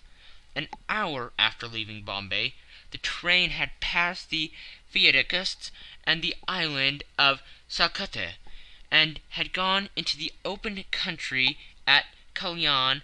They reached the junction of the branch line which descends towards southeastern India by Kandala and Poona, and passing Powell, they entered the defiles of the mountains, with their basalt bases, and their summits crowned with thick and verdant forests. Phileas Fogg and Sir Francis Cromarty exchanged a few words from time to time, and now Sir Francis, reviving the conversation, observed, "Some years ago, Mr. Fogg, you would have met with a delay at this point which you probably have lost your wager." "How so, Sir Francis?" "Because the railway stopped at the base of these mountains, which the passengers were obliged to cross in palanquins, or on ponies to Kandala on the other side." "Such a delay would not have deranged my plans in the least," said Mr. Fogg. "I have constantly foreseen the likelihood of certain obstacles."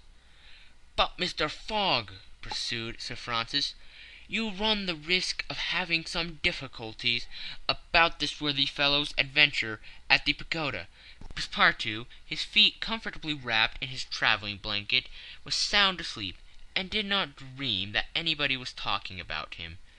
"The government is very severe upon the kind of office. It takes particular care that the religious customs of Indians should be respected, and if your servant were caught—" "Very well, Sir Francis," replied Mr. Fogg.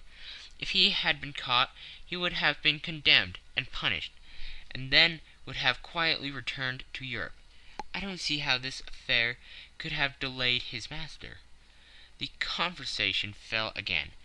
During the night the train left the mountains behind, and passed Nasik, and the next day proceeded over the flat, well-cultivated country of the Khandish, with its staggering villages, above which rose the minarets of the pagodas. This fertile territory is watered by numerous small rivers and limpid streams, mostly tributaries of the Godavari. Passepartout, on waking and looking out, could not realize that he was actually crossing India in a railway train, the locomotive, guided by an English engineer, and fed with English coal, threw out its smoke upon cotton, coffee, nutmeg, clove, and pepper plantations, while the steam curled in spirals around groups of palm trees, in the midst of which were seen picturesque balgos, viharies, sort of abandoned monasteries, and marvelous temples enriched by the exhaustless ornamentation of the Indian architecture. Then they came upon the vast tracts extending to the horizon, with jungles inhabited by snakes and tigers, which fled at the noise of train, succeeded by forest, penetrated by the railway, and still haunted by elephants, which with pensive eyes gazed at the train as it passed the travellers' cross. Beyond Millennium, the fatal country so often stained with blood by the sectaries of the goddess Kali, not far off rose Ellora, with its graceful pagodas, and the famous Aurangabad, capital of the ferocious Aurangzeb, now the chief town of one of the detached provinces of the kingdom of Nizam. It was thereabouts that Phrygia, the Thuggee chief, king of the Stranglers, held his sway. These ruffians, united by a secret bond, strangled victims of every age in honor of the goddess Death, without ever shedding blood. There was a period when this part of the country could scarcely be travelled over without corpses being found in every direction. The English government had succeeded in greatly diminishing these murders, though the Thuggees still existed, and pursued the exercise of their horrible rites. At 12:30 the train stopped at Burrahoopur, where Passepartout was able to purchase some Indian slippers, ornamented with false pearls, in which, with evident vanity, he proceeded to encase his feet. The travellers made a hasty breakfast, and started off for Assaghir, after skirting for a little the banks of the small river Tapati, which empties into the Gulf of Cambrai near Surat. Passepartout was now plunged into absorbing reverie. Up to his arrival at Bombay, he had entertained hopes that their journey would end there, but now that they were plainly whirling across India at full speed, a sudden change had come over the spirit of his dreams. His old vagabond nature returned to him. The fantastic ideas of his youth once more took possession of him. He came to regard his master's project as intended in good earnest, believed in the reality of the bet, and therefore in the tour of the world, and the necessity of making it without fail within the designated period. Already he began to worry about possible delays and accidents which might happen on the way. He recognized himself as being personally interested in the wager, and trembled at the thought that he might have been the means of losing it by his unpardonable folly of the night before. Being much less cool-headed than Mr. Fogg, he was much more restless, counting and recounting the days passed over, uttering maledictions when the train stopped, and accusing it of sluggishness and mentality, blaming Mr. Fogg for not having bribed the engineer. The worthy fellow was ignorant that, while it was possible by such means to hasten the rate of a steamer, it could not be done on the railway. The train entered the defiles of the Sutpur mountains, which separated the Khandish from Bunclod, towards evening. The next day Sir Francis Cromarty asked Passepartout what time it was, to which, on consulting his watch, he replied that it was 3 in the morning. This famous timepiece, always regulated on the Greenwich meridian, which was now 77 degrees westward, was at least 400 slow. Sir Francis corrected Passepartout's time, whereupon the latter made the strange remark that he had done to fix, and upon the general instance that the watch should be regulated in each new meridian, since he was constantly going eastward, that is in the face of the sun, and therefore the days were shorter by 4 minutes for each degree gone over. Passepartout obstinately refused to alter his watch, which he kept at London time. It was an innocent delusion which could harm no one. The train stopped at 8 o'clock in the midst of a glade some 15 miles beyond Roxel, where there were several bungalows and workmen's cabins. The conductor passed along the carriage, shouted, "Passengers will get out here!" Phileas Fogg looked at Sir Francis Cromarty for an explanation, but the General could not tell what meant a halt in the midst of this forest of dates and assizes. Passepartout, not less surprised, rushed out and speedily returned, crying, "Monsieur, no more railway!" "What do you mean?" asked Sir Francis. "I mean to say that the train isn't going on." The General at once stepped out, while Phileas Fogg calmly followed him, and they proceeded together to the conductor. "Where are we?" asked Sir Francis. "At the hamlet of Colbay." "Do we stop here?" "Certainly. The railway isn't finished." "What! Not finished?" "No. There's still a matter of 50 miles to be laid from here to Allahabad, where the line begins again." "But the papers announced the opening of the railway throughout." "What would you have, officer? The papers were mistaken." "Yet you sell tickets from Bombay to Calcutta?" retorted Sir Francis, who was growing warm.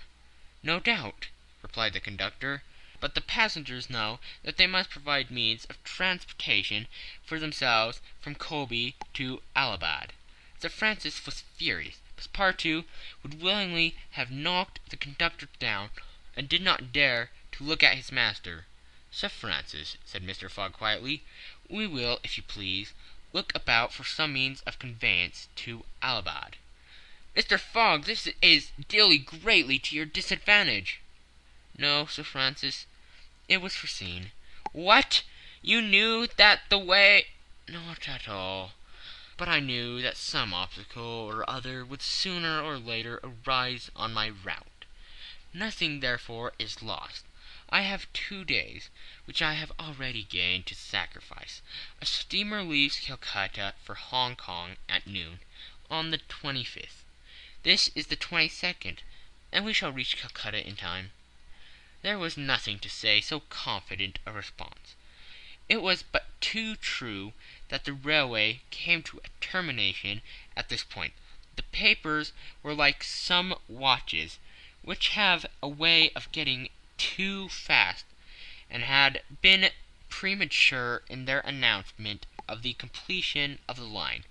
The greater part of the travellers were aware of this interpretation, and leaving the train, they began to engage such vehicles as the village could provide, 4-wheeled palkingers, wagons drawn by zebras, carriages that looked like perambulas, pagodas, palanquins, ponies, and what not.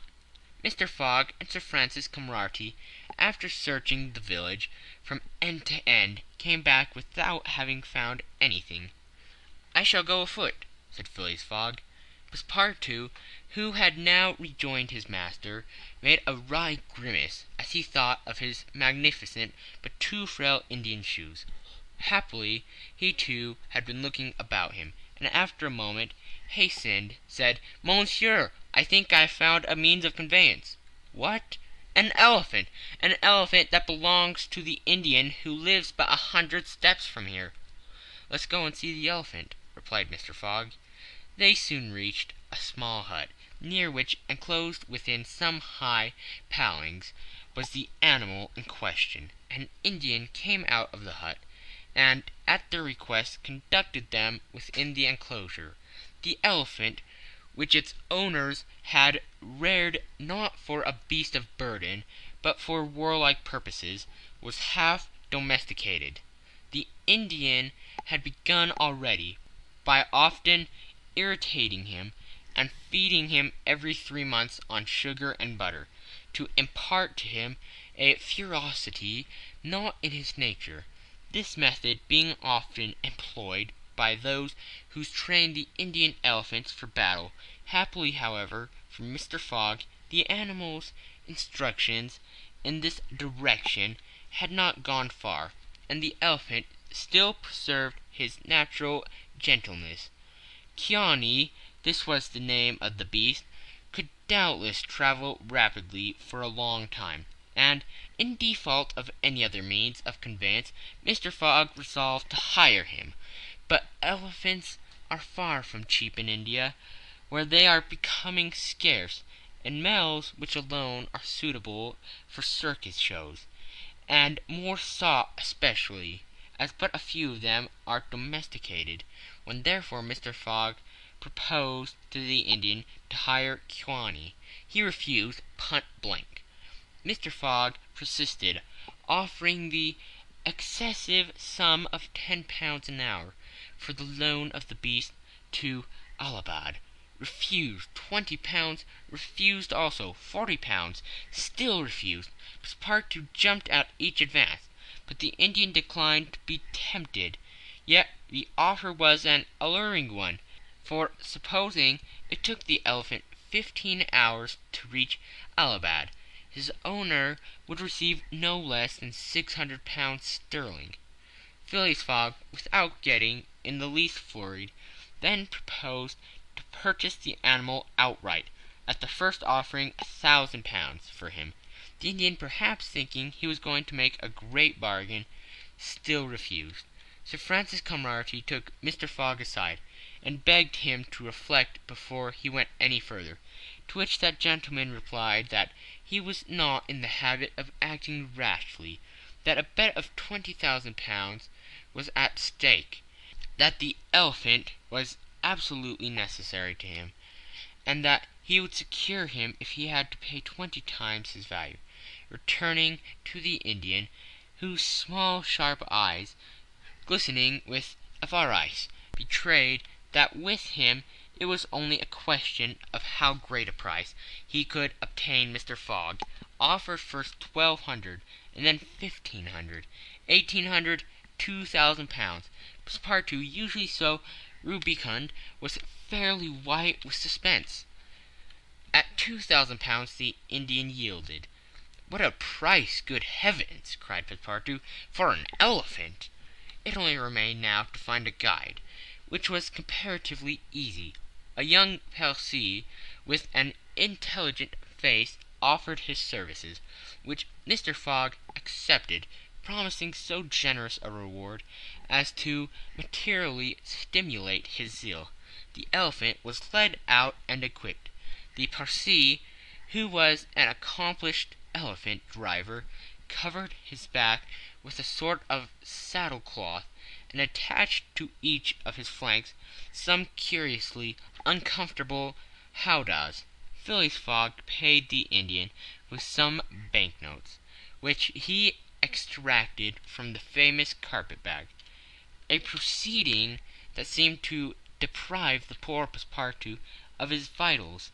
Then he offered to carry Sir Francis to Allahabad, which the brigadier gratefully accepted.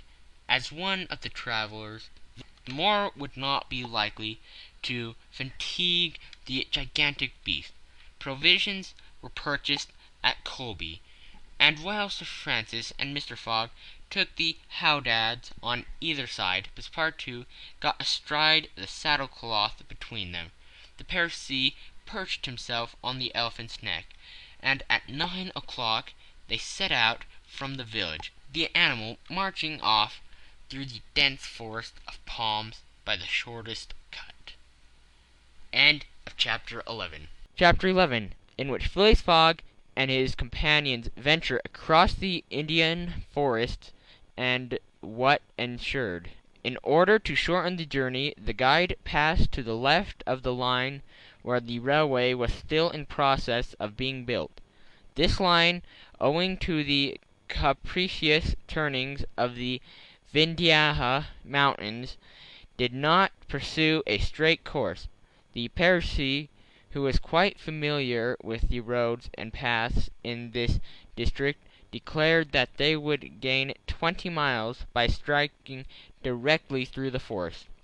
Phileas Fogg and Sir Francis Cromarty plunged to the neck in the peculiar howdahs provided for them, were horribly jostled by the swift trotting of the elephant, spurred on as he was by the skilful Percy, but they endured discomfort with true British phlegm, talking little and scarcely able to catch a glimpse of each other. As for Passepartout, who was mounted on the beast's back and received direct force of each conscious as he trod along, he was very careful, in accordance with his master's advice, to keep his tongue from between his teeth, as it would otherwise have been bitten off short. The worthy fellow bounced from the elephant's neck to his rump, and vultured like a clown on a spring-board. Yet he laughed in the midst of his bouncing, and from time to time took a piece of sugar out of his pocket and inserted it into Quaney's trunk, who received it without in the least slacking his regular trot. After 2 hours the guide stopped the elephant, and gave him an hour for rest, during which Quaney, after quenching his thirst at a neighbouring spring, set to devour the branches and scrubs round about him. Neither Sir Francis nor Mr. Fogg regretted the delay, and both dissented with a feeling of relief. "Why, he's made of iron!" exclaimed the General, gazing admiringly on Quaney. "Or forged iron," replied Passepartout, as he set about preparing a hasty breakfast. At noon the Parsi gave the signal of departure. The country soon presented a very savage aspect. Copses of dates and dwarf palms succeeded the dense forest, then vast dry plains dotted with scanty shrubs and sown with great blocks of sienite. All this portion of Bundelcut, which is little frequented by travellers, is inhabited by a fanatical population, hardened in the most horrible practices of the Hindu faith. The English have not been able to secure complete dominance over this territory, which is subject to the influence of Rajas, whom it is most impossible to reach in their inaccessible mountain fastnesses. The travellers several times saw bands of furious Indians, who, when they perceived the elephant striding across country, made angry and threatening motions. The Pharisee avoided them as much as possible. Few animals were observed on the routes. Even the monkeys hurried from their path with contortions and grimaces, which convulsed Passepartout with laughter. In the midst of his gaiety, however, one thought troubled the worthy servant. What would Mr. Fogg do with the elephant when he got to Allahabad? Would he carry him on with him? Impossible! The cost of transporting him would make him ruinously expensive. Would he sell him, or set him free? The estimable beast certainly deserved some consideration. Should Mr. Fogg choose to make him, Passepartout, a present of Quaney, he would be very much embarrassed, and these thoughts did not cease worrying him for a long time. The principal chain of the Vindes was crossed by 8 in the evening, and another halt was made on the northern slope in the ruined bungalow. They had gone nearly 25 miles that day, and an equal distance still separated them from the station of Allahabad. The night was cold. The Pharisee lit a fire in the bungalow with a few dry branches, and the warmth was very grateful. Provisions purchased at Colby sufficed for supper, and the travellers ate ravenously, the conversation, beginning with a few disconnected phrases, soon gave place to loud and steady snores. The guide watched Quani, who slept standing, bolstering himself against the trunk of a large tree. Nothing occurred during the night to disturb these slumbers, although occasionally growls, front panthers, and chatterings of monkeys broke the silence, and more formidable beasts made no cries or hostile demonstrating against the occupants of the bungalow. So Francis slept heavily, like an honest soldier overcome with fatigue.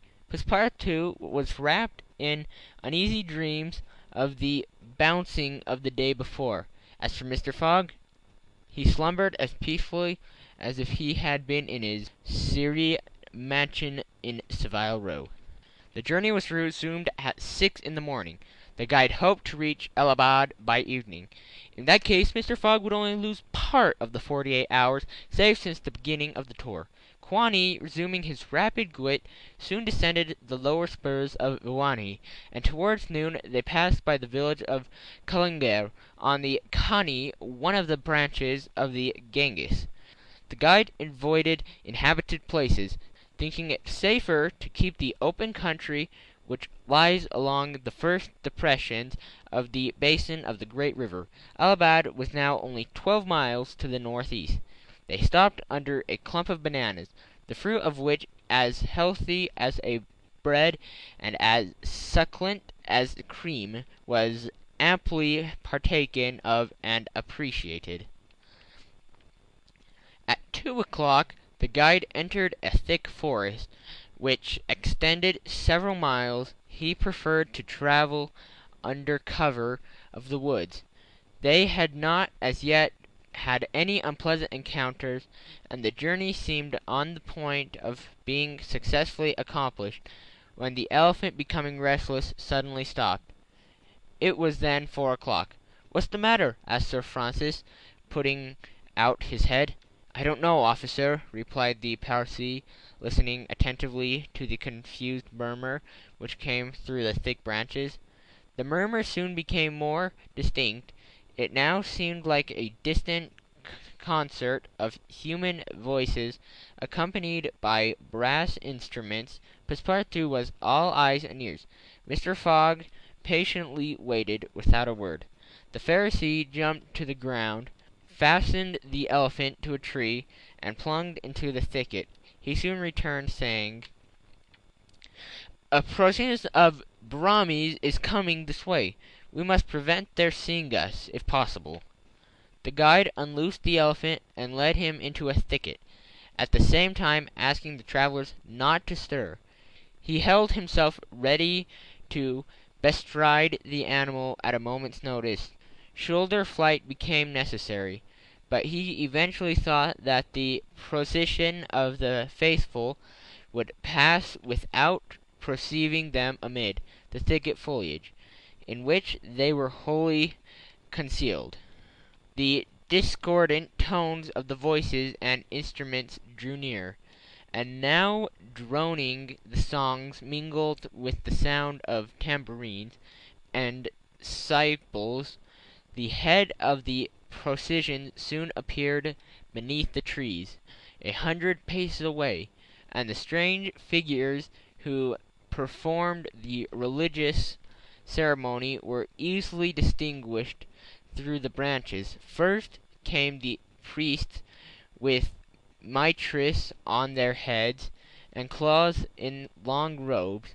They were surrounded by men, women, and children, who sang a kind of lugubrious psalm, interrupted at regular intervals by the tambourines and cymbals, while behind him was drawn a car with large wheels, the spokes of which represented serpents entwined with each other.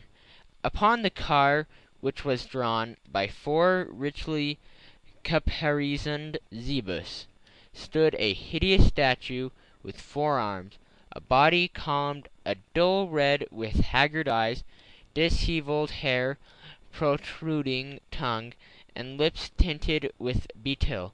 It stood upright upon the figure of a prostrate and headless giant. Sir Francis recognized the statue, whispering, "The goddess Kai, the goddess of love and death." "Of death, perhaps," muttered back Passepartout, "but of love, the ugly old hag, never!" The Pharisee made a motion to keep silent. A group of old fakirs were caparting making a wild ado round the statue. These were striped with ochre, and covered with cuts whence their blood issued drop by drop.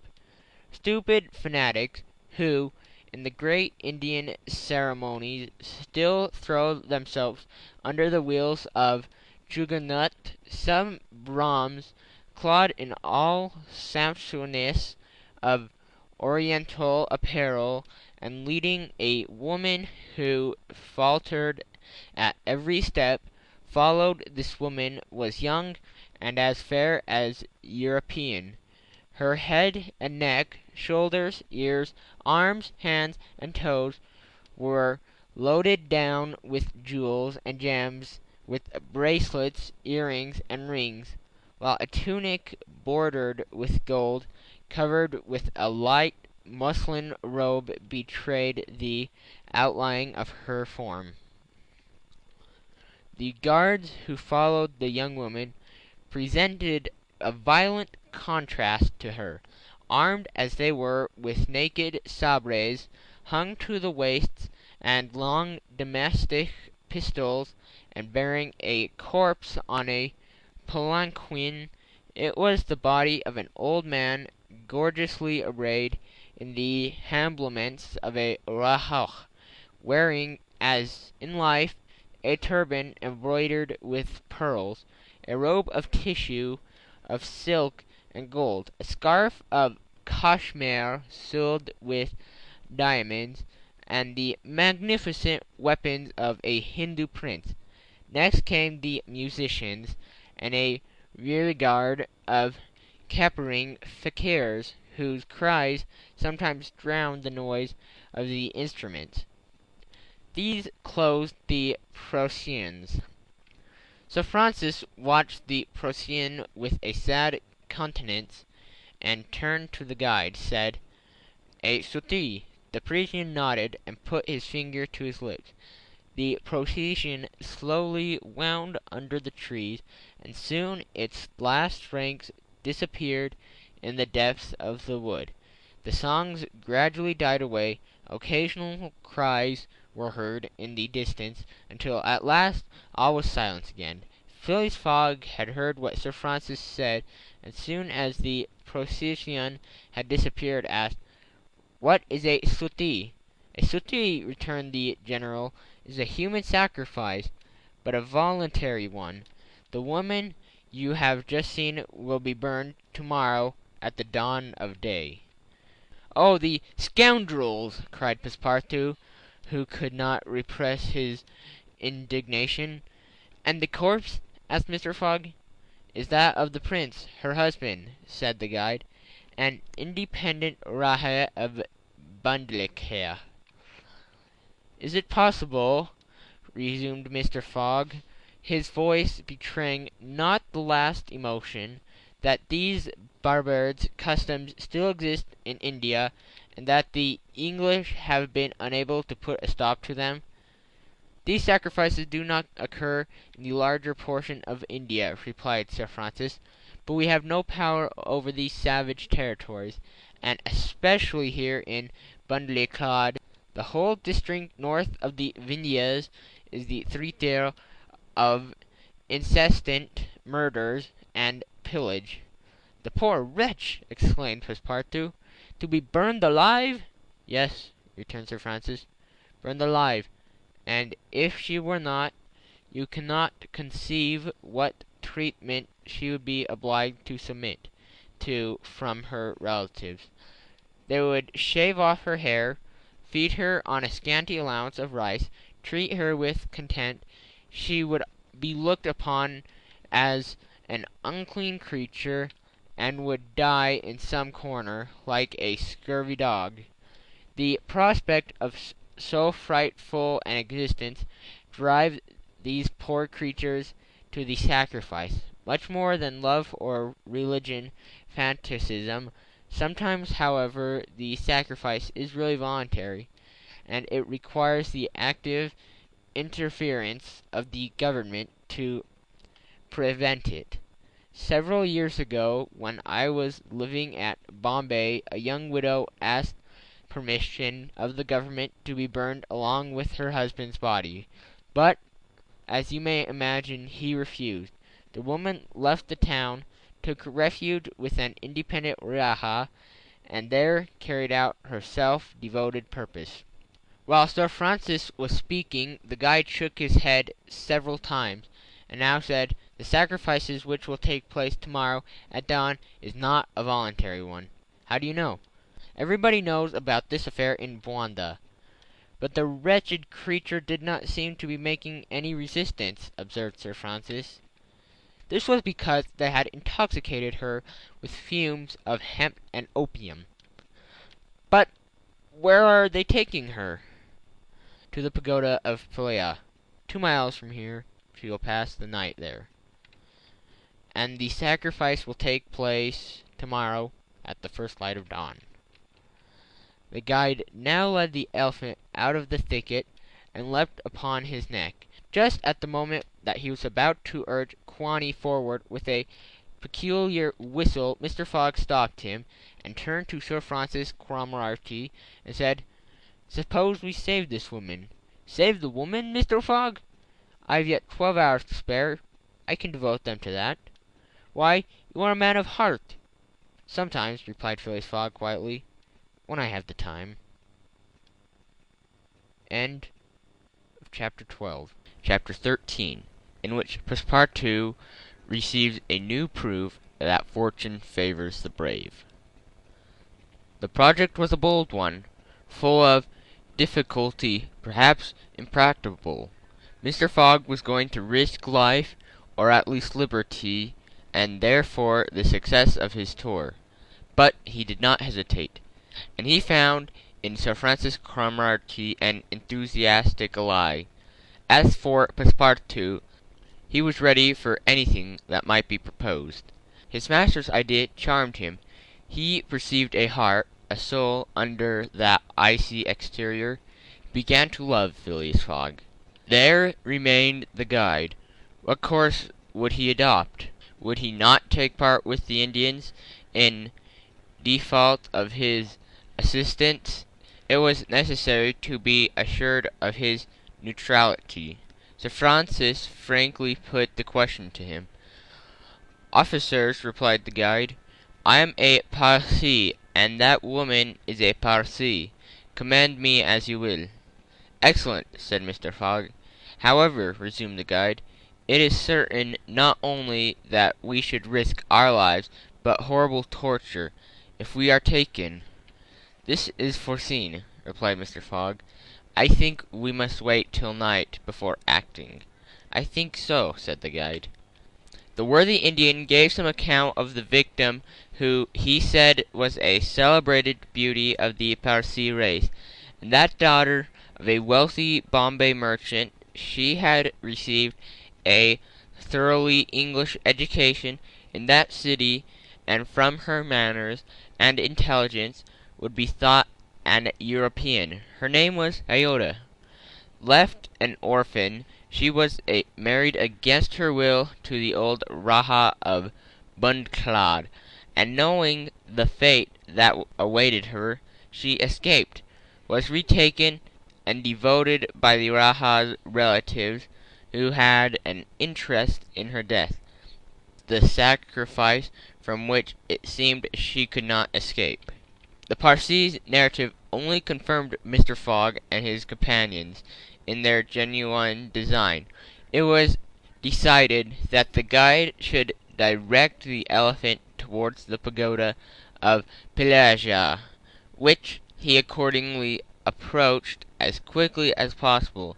They halted, half an hour afterwards in a copse some 500 feet from the pagoda, where they were well concealed, but they could not hear the groans and cries of the fakers distinctly.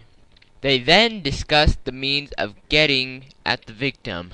The guide was familiar with the pagoda of Village, in which, as he declared, the young woman was imprisoned. Could they enter any of its doors while its whole party of Indians was plunged into the darkness sleep, or would it safer to attempt to make a hole in the wall? This could only be determined at the moment and the place themselves, but it was certain that the abduction must be made that night, and not when at break of day the victim was led to her funeral pyre. Then no human intervention could save her. As soon as night fell, about 6 o'clock, they decided to make a reconnaissance around the pagoda. The cries of the fakirs were just ceasing. The Indians were in the act of plunging themselves into the drunkenness caused by liquid opium mingled with hemp, and it might be possible to slip between them to the temple itself. The Farsi, leading the others, noiselessly crept through the wood, and in 10 minutes they found themselves on the bank of a small stream, whence, by the light of rosin torches, they perceived a pyre of wood, on the top of which lay the embalmed body of the Raja, which was to be burned with his wife. The pagoda, whose minarets loomed above the trees in the deepening dusk, stood 100 steps away. "Come," whispered the guide. He slipped more cautiously than ever through the bush. Followed by his companions, the silence around was only broken by the low murmuring of the wind among the branches. Soon the Parsi stopped on the borders of the glade, which was lit up by the torches.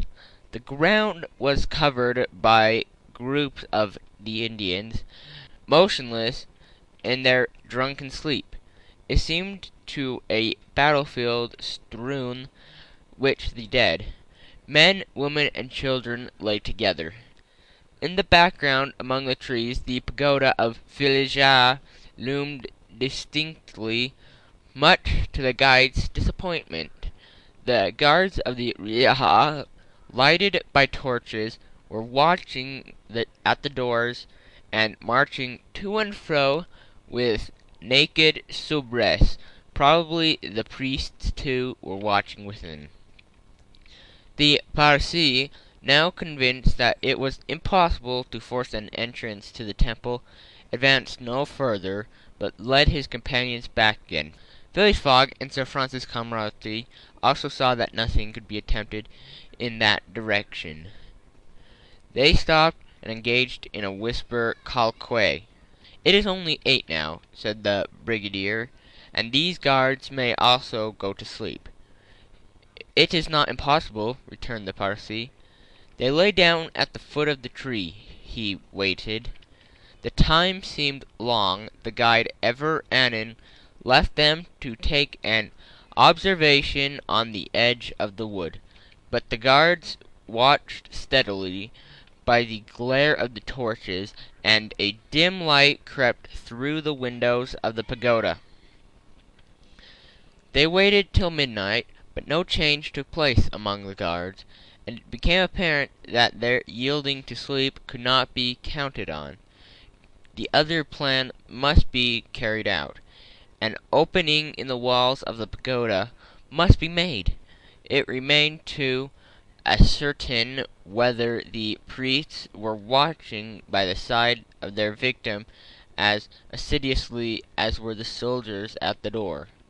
After the last consultation, the guide announced that he was ready for the attempt, and advancing, followed by the others, they took a roundabout way so as to get to the pagoda on the rear. They reached the walls about 12:30 without having met anyone. Here there was no guard, nor were there either windows or door. The night was dark. The moon on the wane scarcely left the horizon, and was covered with heavy clouds. The height of the trees deepened the darkness. It was not enough to reach the walls. An opening in them must be accomplished, and to attain this purpose the party only had their pocket knives. Happily the temple walls were built of brick and wood, which could be penetrated with little difficulty, and after one brick had been taken out the rest would yield easily. They set noiselessly to work, and the Parsi on one side and Passepartout on the other began to loosen the bricks, so as to make an aperture 2 feet wide. They were getting on rapidly when suddenly a cry was heard in the interior of the temple, followed almost instantly by other cries replying from the outside. Passepartout and the guide stopped. Had they been heard? Was the alarm given? Common prudence urged them to retire, and they did so, followed by Phileas Fogg and Sir Francis. They again hid themselves in the wood, and waited till the disturbance, whatever it might be, ceased, holding themselves ready to resume their attempt without delay. But, awkwardly enough, the guards now appeared at the rear of the temple, and there installed themselves in readiness to prevent a surprise. It would be difficult to describe the disappointment of the party thus interrupted in their work. They could not now reach the victim. How, then, could they save her? Sir Francis shook his fists. Passepartout was beside himself, and the guide gnashed his teeth with rage. The tranquil Fogg waited without betraying any emotion. "We have nothing to do but to go away," whispered Sir Francis. "Nothing but to go away," echoed the guide. "Stop," said Fogg. "I am only due at Allahabad tomorrow before noon." "But what can you hope to do?" said Sir Francis. "In a few hours it will be daylight, and the change which now seems lost may present itself at the last moment." Sir Francis would have liked to read Phileas Fogg's eyes. What was this cool Englishman thinking of? Was he planning to make a rush for the young woman at the very moment of the sacrifice, and boldly snatch her from her executioners?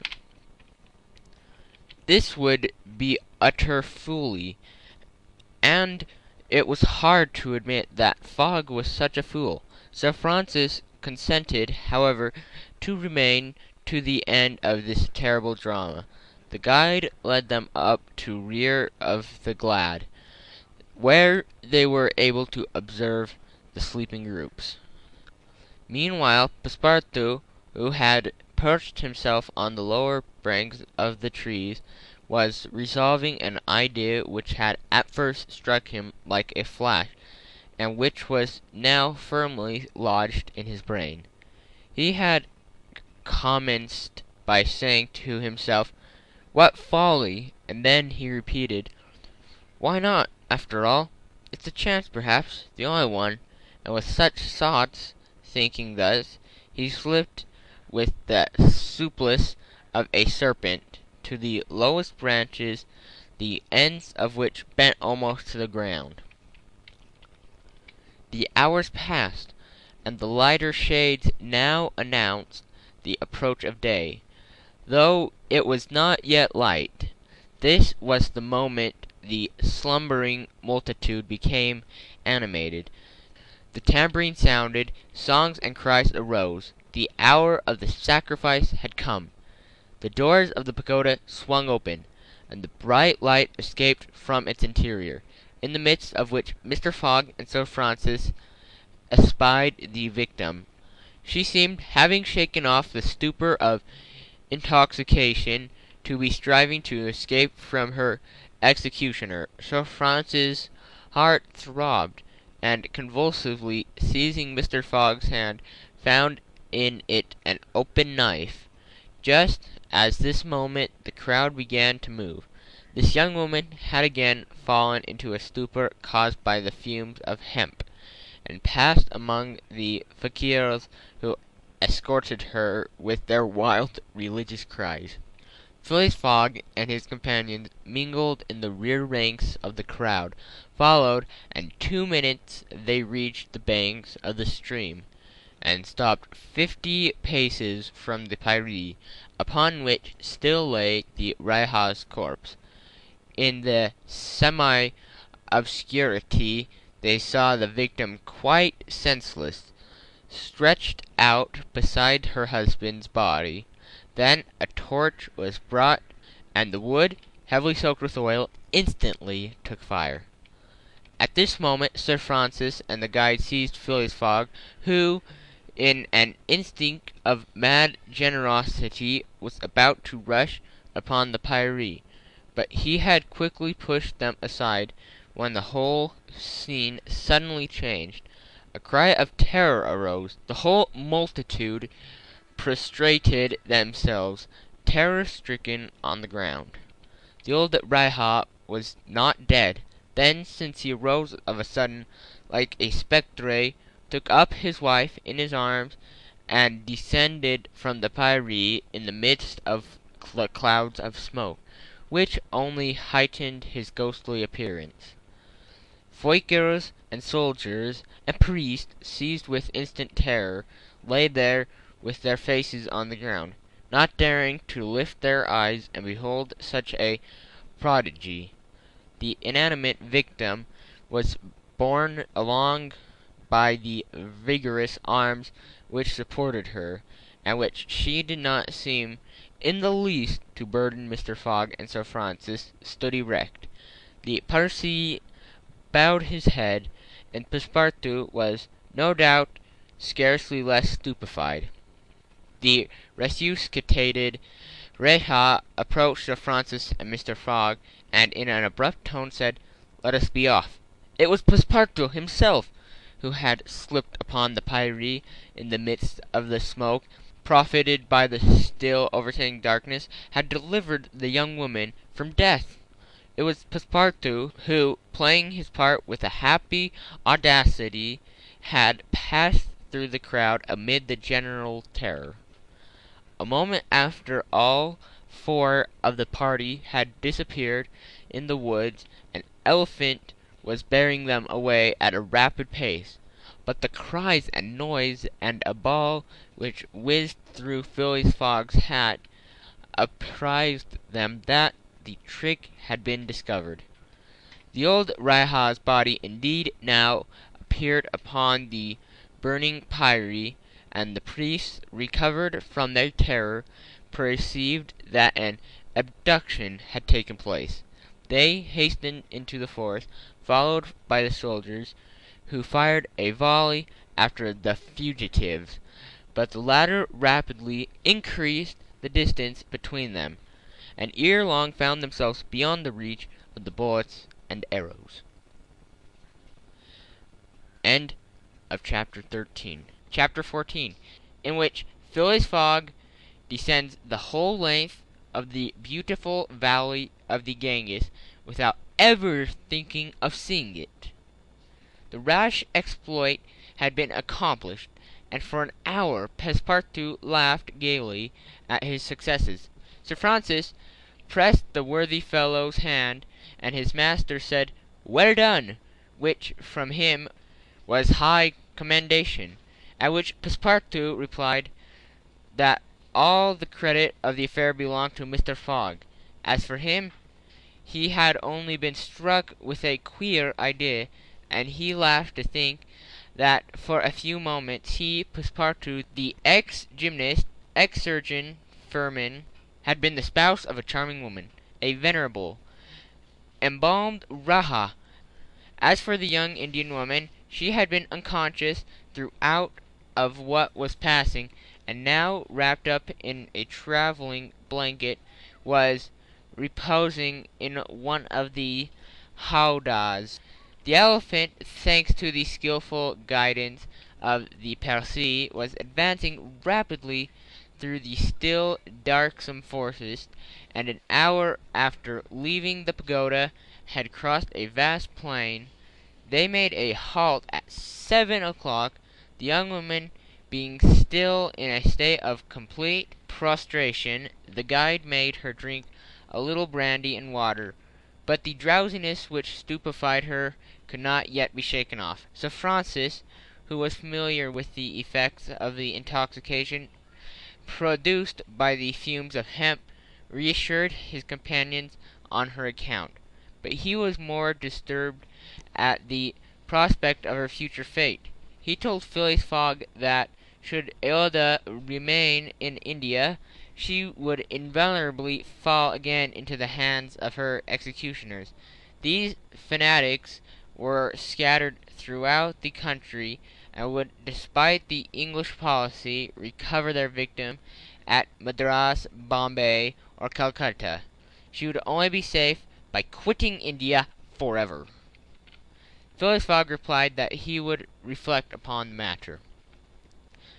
The station at Allahabad was reached at about 10 o'clock, and the interrupted line of railway being resumed, would enable them to reach Calcutta in less than 24 hours. Phileas Fogg would thus be able to arrive in time to take the steamer which left Calcutta the next day, October 25th at noon, for Hong Kong. The young woman was placed in one of the waiting rooms of the station, whilst Passepartout was charged with purchasing for her various articles of toilet, a dress, shawl, and some furs, for which his master gave him unlimited credit. Passepartout started off forthwith, and found himself in the streets of Allahabad, that is, the city of God, one of the most venerated in India, being built at the junction of the two sacred rivers, Ganges and Jumna, the waters of which attract pilgrims from every part of the peninsula. The Ganges, according to the legends of the Ramayana, rises in heaven, whence, owing to Brahma's agency, it descends to earth. Passepartout made it a point, as he made his purchases, to take a good look at the city. It was formerly defended by a noble fort, which has since become a state prison. Its commerce has dwindled away, and Passepartout in vain looked about him for such a bazaar as he used to frequent in Regent Street. At least he came upon an elderly, crusty Jew, who sold second-hand articles, and from whom he purchased a dress of Scotch stuff, a large mantle, and fine otter-skin pelisses, for which he did not hassle to pay £75. He then returned triumphantly to the station. The influence to which the priests of Pelagie had subjected Aouda began gradually to yield, and she became more herself, so that her fine eyes resumed all their soft Indian expression. When the poet king Ukaf Udal celebrated the charms of the queen of Amehegre, he speaks thus: her shining tresses, divided in two parts, encircled the harmonious counter of her white and delicious cheeks, brilliant in their glow and freshness. Her abode brings how the form and charm of the bow of Kama, the god of love, and beneath her long silken lashes the Proust reflections and a celestial light swim as the sacred lakes of Himalaya in the black pupils of her great clear eyes. Her teeth, fine, equal, and white, glittered between her smiling lips like dewdrops, and a passion flowers half enveloped breast. Her delicately formed ears, her vermilion hands, her little feet, carved and tender as the lotus bud, glitter with the brilliancy of the loveliest pearls of Ceylon, the most dazzling diamonds of Calcutta, her narrow and supple waist, which a hand may clasp around, sets forth the outlines of her rounded figure and the beauty of her bosom, which youth in its flowers displays the wealth of its treasures. And beneath the silken folds of her tunic she seems to have been modelled in pure silver by the godlike hand of Vikvarkama, the immortal sculptor. It is enough to say, without applying this poetic rhapsody to Aoda, that she was a charming woman in all the European acceptation of the phrase.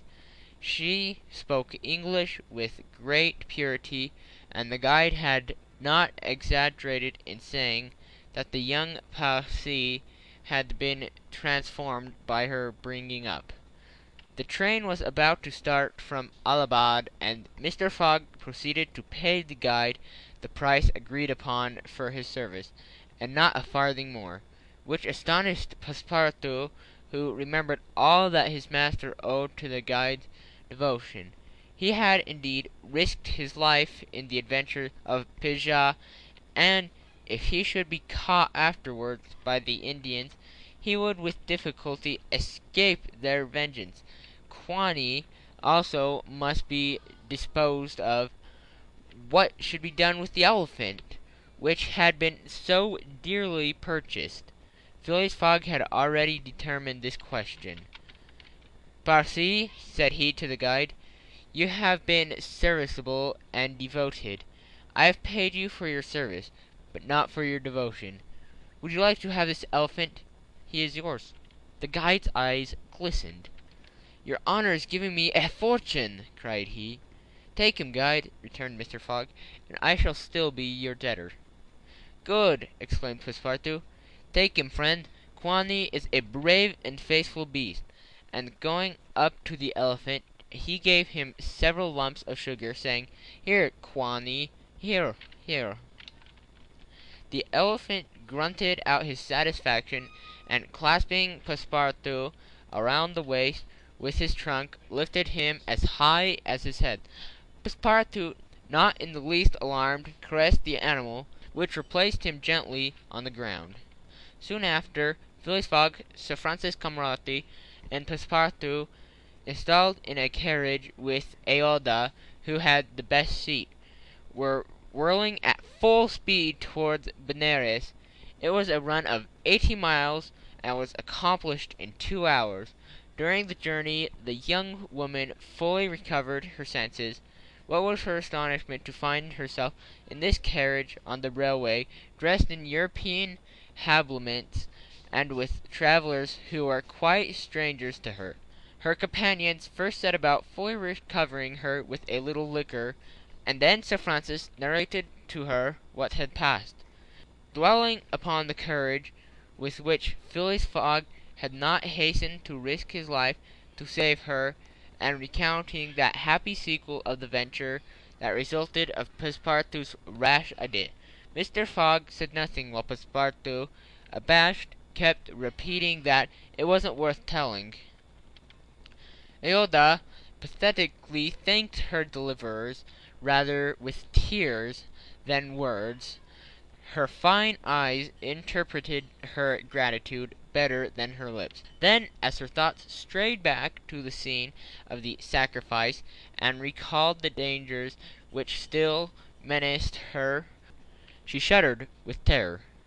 Phileas Fogg understood what was passing in Aouda's mind, and offered, in order to reassure her, to escort her to Hong Kong, where she might remain safely until the affair was hushed up, an offer which she eagerly and gratefully accepted. She had, it seems, a Parsi relation, who was one of the principal merchants of Hong Kong, which is wholly an English city, though on an island on the Chinese coast. At 12:30 the train stopped at Benares.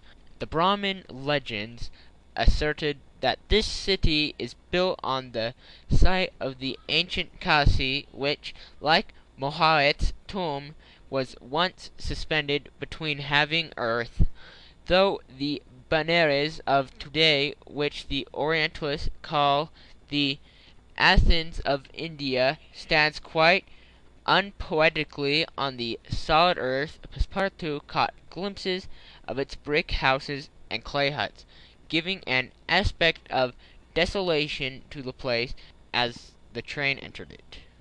Benares was Sir Francis Cromarty's destination, the troops he was rejoining being encamped some miles northward of the city. He bade adieu to Phileas Fogg, wishing him all success, and expressing the hope that he would come that way again, in less original but more profitable fashion. Mr. Fogg lightly pressed him by the hand. The parting of Aouda, who did not forget what she owed to Sir Francis, betrayed more warmth, and as for Passepartout, he received a hearty shake of the hand from the gallant general. The railway, on leaving Benares, passed for a while along the valley of Ganges. Throughout the window of the carriage the traveller had glimpses of the diversified landscape of Bahar, which, its mountains clothed in verdure, its fields of barley, wheat, and corn, its jungles peopled with green alligators, its neat villages, and its still thicky-leaved forests. Elephants were bathing in the waters of the sacred river, and groups of Indians, despite advanced sessions and chilly air, were performing solemnly their pious ablutions. These were fervent Brahmins, the bitterest foes of Buddhism, their deities being Vishnu, the solar god, Shiva, and divine impersonation of natural forces, and Brahma, the supreme ruler of priests and legislators. What would these divinities think of India, Anglicist as it is today, with steamers, whistles, and scooting along the Ganges, frightened the gulls which float upon its surface, the turtles swimming along its banks, and the faithful dwelling upon its borders? The panorama passed before their eyes like a flash, save when the steam concealed it fully from view. The travellers could scarcely discern the fort of Trapani, 20 miles south-westward from Benares, the ancient stronghold of the Rajas of Mahor, of Gazipur, and its famous rosewater factories, or the tomb of Lord Cornwallis rising on the left bank of the Ganges. The fortified town of Buxar and Panta, a large manufacturing and trading place, where is held the principal opium market of India, on Mulgar, a more than European town, for it is English as much as of bringers, with its iron foundries, agricultural factories, and high chimneys putting clouds of black smoke heavenward. Night came on. The train passed on at full speed in the midst of the roaring of the tigers, bears, and wolves, which fled before the locomotive, and the marvels of Bengal, Golconda, Runingore, Moorshedabad, the ancient capital Bardwin, Hooghly, and the French town of Chandigarh, where Passepartout would have been proud to see his country's flag flying, were hidden from view in the darkness. Calcutta was reached at 7 in the morning, and the packet left for Hong Kong at noon, so that Phileas Fogg had 5 hours before him. According to this journal, he was due at Calcutta on the 25th of October, and that was the exact date of his actual arrival. He was therefore neither behindhand nor ahead of time. The 2 days gained between London and Bombay had been lost, as has been seen, in the journey across India. But it is not to be surprised that Phileas Fogg regretted them. End of chapter 14. Chapter 15, in which the bag of banknotes disgorges some thousands of pounds more. The train entered the station, and Passepartout jumped out first, was followed by Mr. Fogg, who assisted his fair companion to descent. Phileas Fogg intended to proceed at once to the Hong Kong steamer, in order to get Aouda comfortably settled for the voyage. He was unwilling to leave her while they were still on dangerous ground. Just as he was leaving the station, a policeman came up to him and said, "Mr. Phileas Fogg?" "I am he." "Is this man your servant?" asked the policeman, pointing to Passepartout. "Yes." "Be so good, both of you, as to follow me." Mr. Fogg betrayed no surprise whatever. The policeman was a representative of the law, and law is sacred to an Englishman. Passepartout tried to reason about the matter, but the policeman tapped him with his stick, and Mr. Fogg made him a signal to obey. "May this young lady go with us?" asked he. "She may," replied the policeman. Mr. Fogg, Aouda, and Passepartout were conducting to a pilkigere, a sort of four-wheeled carriage drawn by two horses, in which they took their places and were driven away. No one spoke during the 20 minutes which elapsed before they reached their destination. The first passage through the black town, with its narrow streets, its miserable dirty huts, and squalid population, that then through the European town, which presented a relief in its bright brick mansions, shaded by coconut trees, and bristling with masts, where, although it was early morning, elegantly dressed horsemen and handsome equipages were passing back and forth. The carriage stopped before a modest-looking house, which, however, did not have the appearance of a private mansion. The policeman, having requested his persons for so truly they might be called to descend, conducted them into a room with barred windows, and said, "You will appear before Judge Obadiah at 8:30. He then retired and closed the door. "Why are we prisoners?" exclaimed Passepartout, falling into a chair. Aouda, with an emotion she tried to conceal, said to Mr. Fogg, "Sir, you must leave me to my fate. It is on my account that you receive this treatment.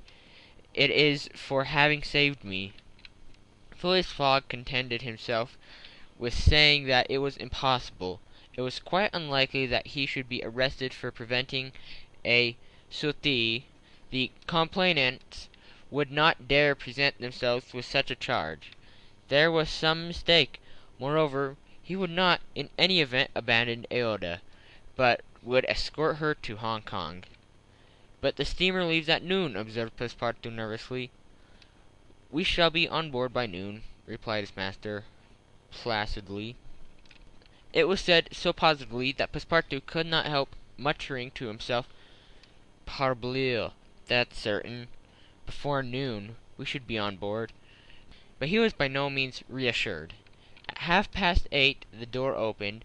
The policeman appeared and requested them to follow him, led the way to an adjoining hall. It was evidently a court-room, and a crowd of Europeans and natives already occupied the rear of the apartment. Mr. Fogg and his two companions took their place on a bench opposite the desks of the magistrate and his clerk. Immediately after, Judge Obadiah, a fat, round man, followed by the clerk, entered. He proceeded to take down a wig which was hanging on a nail, and put it hurriedly on his head. "The first case," said he. Then putting his hand to his head, he examined. "Heh! This is not my wig." "No, your worship," returned the clerk, "it is mine." "My dear Mr. Oysterpoof, How can a judge give a wise sentence in a clerk's wig?" The wigs were exchanged. Passepartout was getting nervous, for the hands on the face of the big clock over the judge seemed to go around with terrible rapidity. "The first case," repeated the judge. "Odiaha." "Phileas Fogg," demanded Osterpuff. "I'm here," replied Mr. Fogg. "Passepartout?" "Present," responded Passepartout. "Good," said the judge. "You have been looked for, prisoners, for 2 days on the trains from Bombay." "But of what are we accused?" asked Passepartout impatiently. "You're about to be informed." "I'm an English subject, sir," said Mr. Fogg, "and I have the right—" "Have you been ill-treated?" "Not at all." "Very well. Let the complaints come in." A door was swung open by order of the judge, and 3 Indian priests entered. "That's it," muttered Passepartout. "There are the rogues who were going to burn our young lady." The priests took their places in front of the judge, and the clerk proceeded to read in a loud voice a complaint of sacrilege against Phileas Fogg and his servant, who were accused of having violated a place held consecrated by the Brahmin religion. "You bear the charge?" asked the judge. "Yes, sir," replied Mr. Fogg, consulting his watch, "and I admit it." "You admit it?" "I admit it, and I wish to hear these priests admit, in their turn, what they were going to do at the pagoda of Phileas." The priests looked at each other. They did not seem to understand what was said. "Yes," cried Passepartout warmly, "at the pagoda of Phileas, where they were on the point of burning their victim." The judge started with astonishment, and the priests were stupefied. "What victim?" said Judge Obadiah. "Burn whom? In Bombay itself?" "Bombay?" cried Passepartout. "Certainly. We are not talking of the pagoda of Phileas, but of the pagoda of Malabar Hill at Bombay." "And as a proof," added the clerk, "here are the desecrator's very shoes, which he left behind him."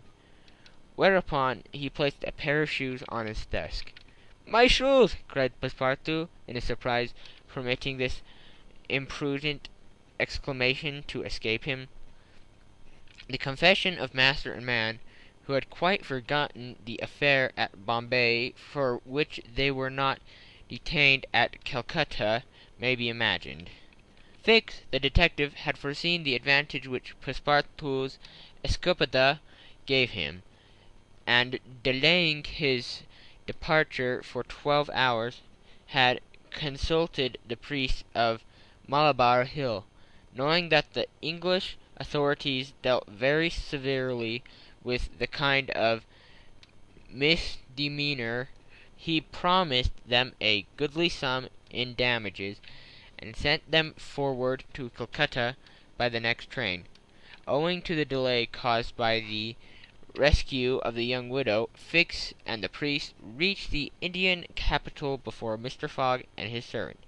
The magistrates, having been already warned by a dispatch to arrest them should they arrive, Fix's disappointment when he learned that Phileas Fogg had not made his appearance in Calcutta may be imagined. He made up his mind that the robber had stopped somewhere on the route and taken refuge in the southern provinces. For 24 hours Fix watched the station with feverish anxiety. At last he was rewarded by seeing Mr. Fogg and Passepartout arrive, accompanied by a young woman whose presentiousness he was wholly at a loss to explain. He hastened for a policeman, and this was how the party came to be arrested and brought before Judge Obadiah. Had Passepartout been a little less presumptuous, he would have espied the detective ensconced in the corner of the court-room, watching the proceedings with an interest easily understood, for the warrant had failed to reach him at Calcutta, as it had done at Bombay and Suez. Judge Odoa had fortunately caught Passepartout's rash exclamation, which the poor fellow would have given the world to recall. "The facts are admitted?" asked the judge. "Admitted," replied Mr. Fogg coldly.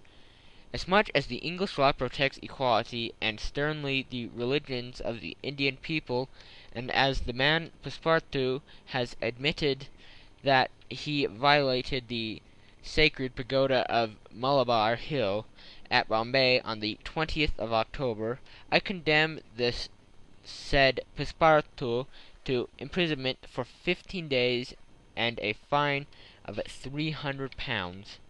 £300! cried Passepartout, startled at the largeness of the sum. "Silence!" shouted the constable. "And inasmuch," continued the judge, "as it is not proved that the act was not done by the connivance of the master with the servant, and as the master in any case must be held responsible for the acts of his paid servant, I condemn Phileas Fogg to a week's imprisonment and a fine of £150. Fix rubbed his hands softly with satisfaction. If Phileas Fogg could be detained in Calcutta a week, it would be more than enough time for the warrant to arrive. Passepartout was stupefied. This sentence ruined his master. A wager of £20,000 lost because he, like a precious fool, had gone into the Amdamam Pagoda. Phileas Fogg, as self-composed as if the judge did not in the least concern him, did not even lift his eyebrow while it was being pronounced. Just as the clerk was calling the next case, he rose and said, "I offer bail." "You have the right," returned the judge. Fix's blood ran cold, but he resumed his composure when he heard the judge announce that the bail required for each prisoner would be £1,000. "I will pay it at once," said Mr. Fogg, taking a roll of bank notes from the carpet bag, which Passepartout had by him, and placed them on the clerk's desk.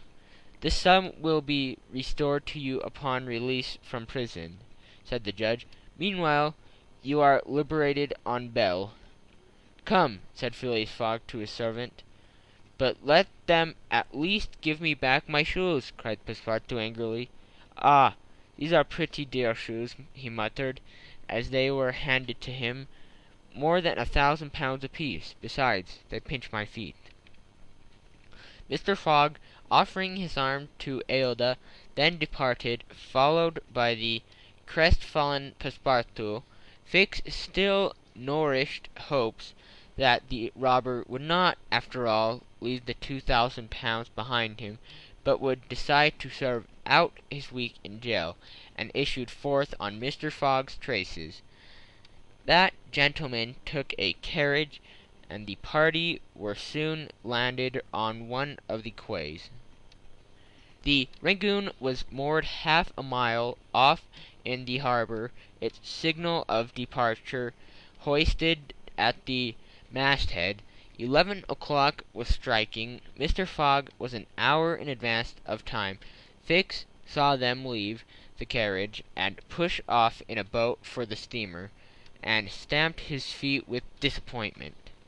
"The rascal is off, after all!" he exclaimed. £2,000 sacrificed! He is as prodigal as a thief.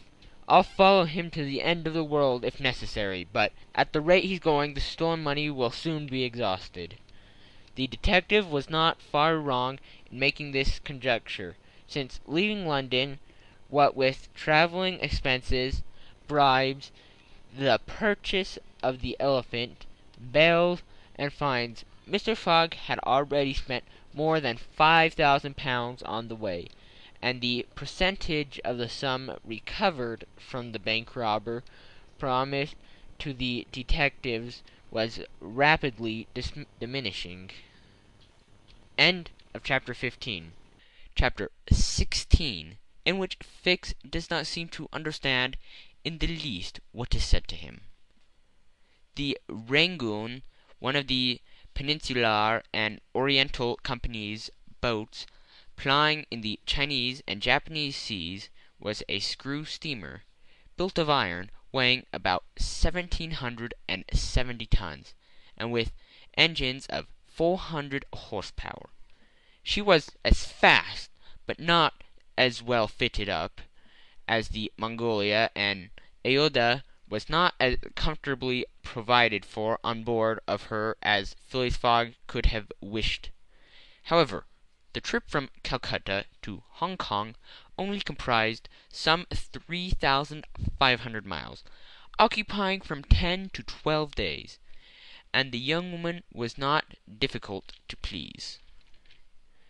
During the first days of the journey, Aouda became better acquainted with her partner, and constantly gave evidence of her deep gratitude for what he had done.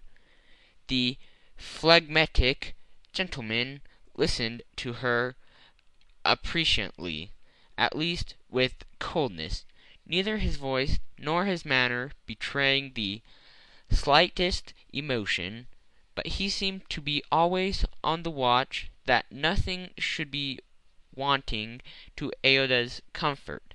He visited her regularly, each day at certain hours, not so much to talk himself as to sit and hear her talk. He treated her with the strictest politeness, but with the precision of an automaton, the movements of which had been arranged for this purpose.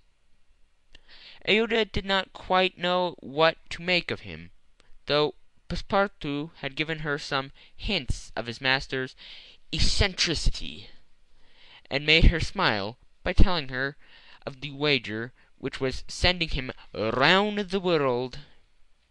After all, she owed Phileas Fogg her life, and she always regarded him through the exalting medium of her gratitude.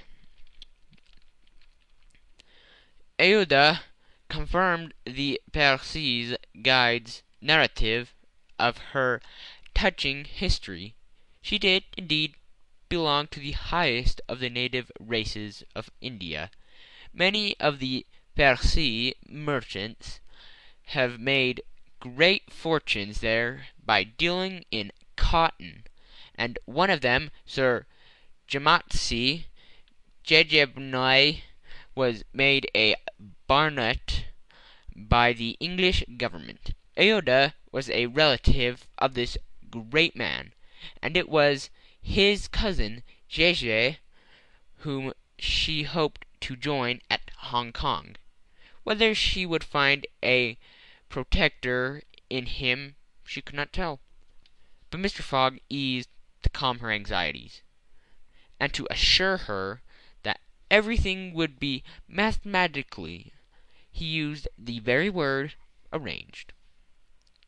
Aouda fastened her great eyes, clear as the scared lakes of the Himalaya, upon him, but the intractable Fogg, as reserved as ever, did not seem at all inclined to throw himself into this lake. The first few days of the voyage passed prosperously, amid favourable weather and propitious winds, and they soon came in sight of the great Andaman, the principal of the islands in the Bay of Bengal, with its picturesque Saddle Peak, 2,400 feet high, looming above the waters. The steamer passed along near the shores, but the savage Papuans, who are in the lowest scale of humanity, but are not, as he had been asserted, cannibals, did not make their appearance. The panorama of the islands as they streamed by them was superb. Vast forests of palms, ilex, bamboo, teakwood, of the gigantic mimosa, and tree-like ferns covered the foreground, while behind the graceful outline of the mountains were traced against the sky and along the coast swarmed by thousands the precious swallows, whose nests furnished a luxurious dish to the tables of the celestial empire.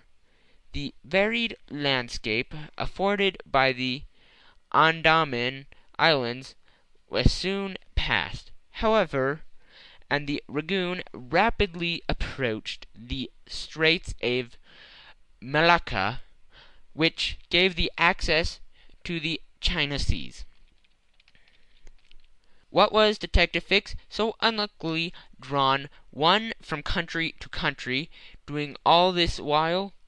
He had managed to embark on the Ragoon at Calcutta without being seen by Passepartout, after leaving orders that, if the warrant should arrive, it should be forwarded to him at Hong Kong, and he hoped to conceal his presence to the end of the voyage.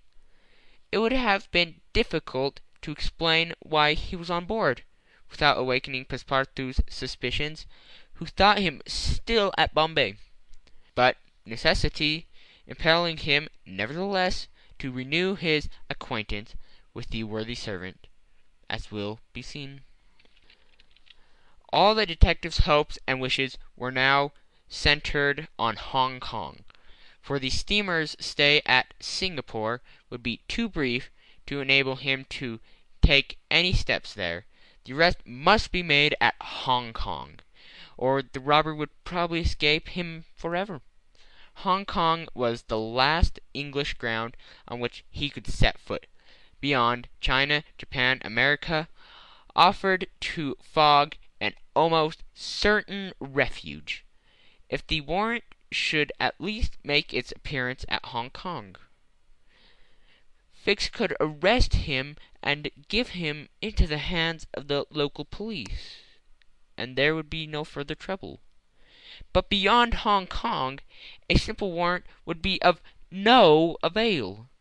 An extradition warrant would be necessary, and that would result in delays and obstacles of which the rascal would take advantage to elude justice. Fix thought over these probabilities during the long hours which he spent in his cabin, and kept repeating to himself, "Now either the warrant will be at Hong Kong, in which case I shall arrest my man, or it will not be there, and this time it is absolutely necessary that I should delay his departure. I have failed at Bombay, and I have failed at Calcutta. If I fail at Hong Kong, my reputation is lost. Cost what it may, I must succeed. But how shall I prevent his departure, if that shall turn out to be my last resource?" Fix made up his mind that, if worst came to worst, he would make a confidant of Passepartout, and tell him what kind of fellow his master really was, that Passepartout was not Fogg's accomplice. He was never certain the servant, enlightened by his disclosure, and afraid of being himself implicated in the crime, would doubtless become an ally of the detective. But this method was a dangerous one, only to be employed when everything else had failed. A word from Passepartout to his master would ruin all. The detective was therefore in a sore strait. But suddenly a new idea struck him. The presence of Aouda on the Ragoon, in company with Phileas Fogg, gave him new material for reflection. Who was this woman? What combination of events had made her Fogg's travelling companion? They had evidently met somewhere between Bombay and Calcutta. But where?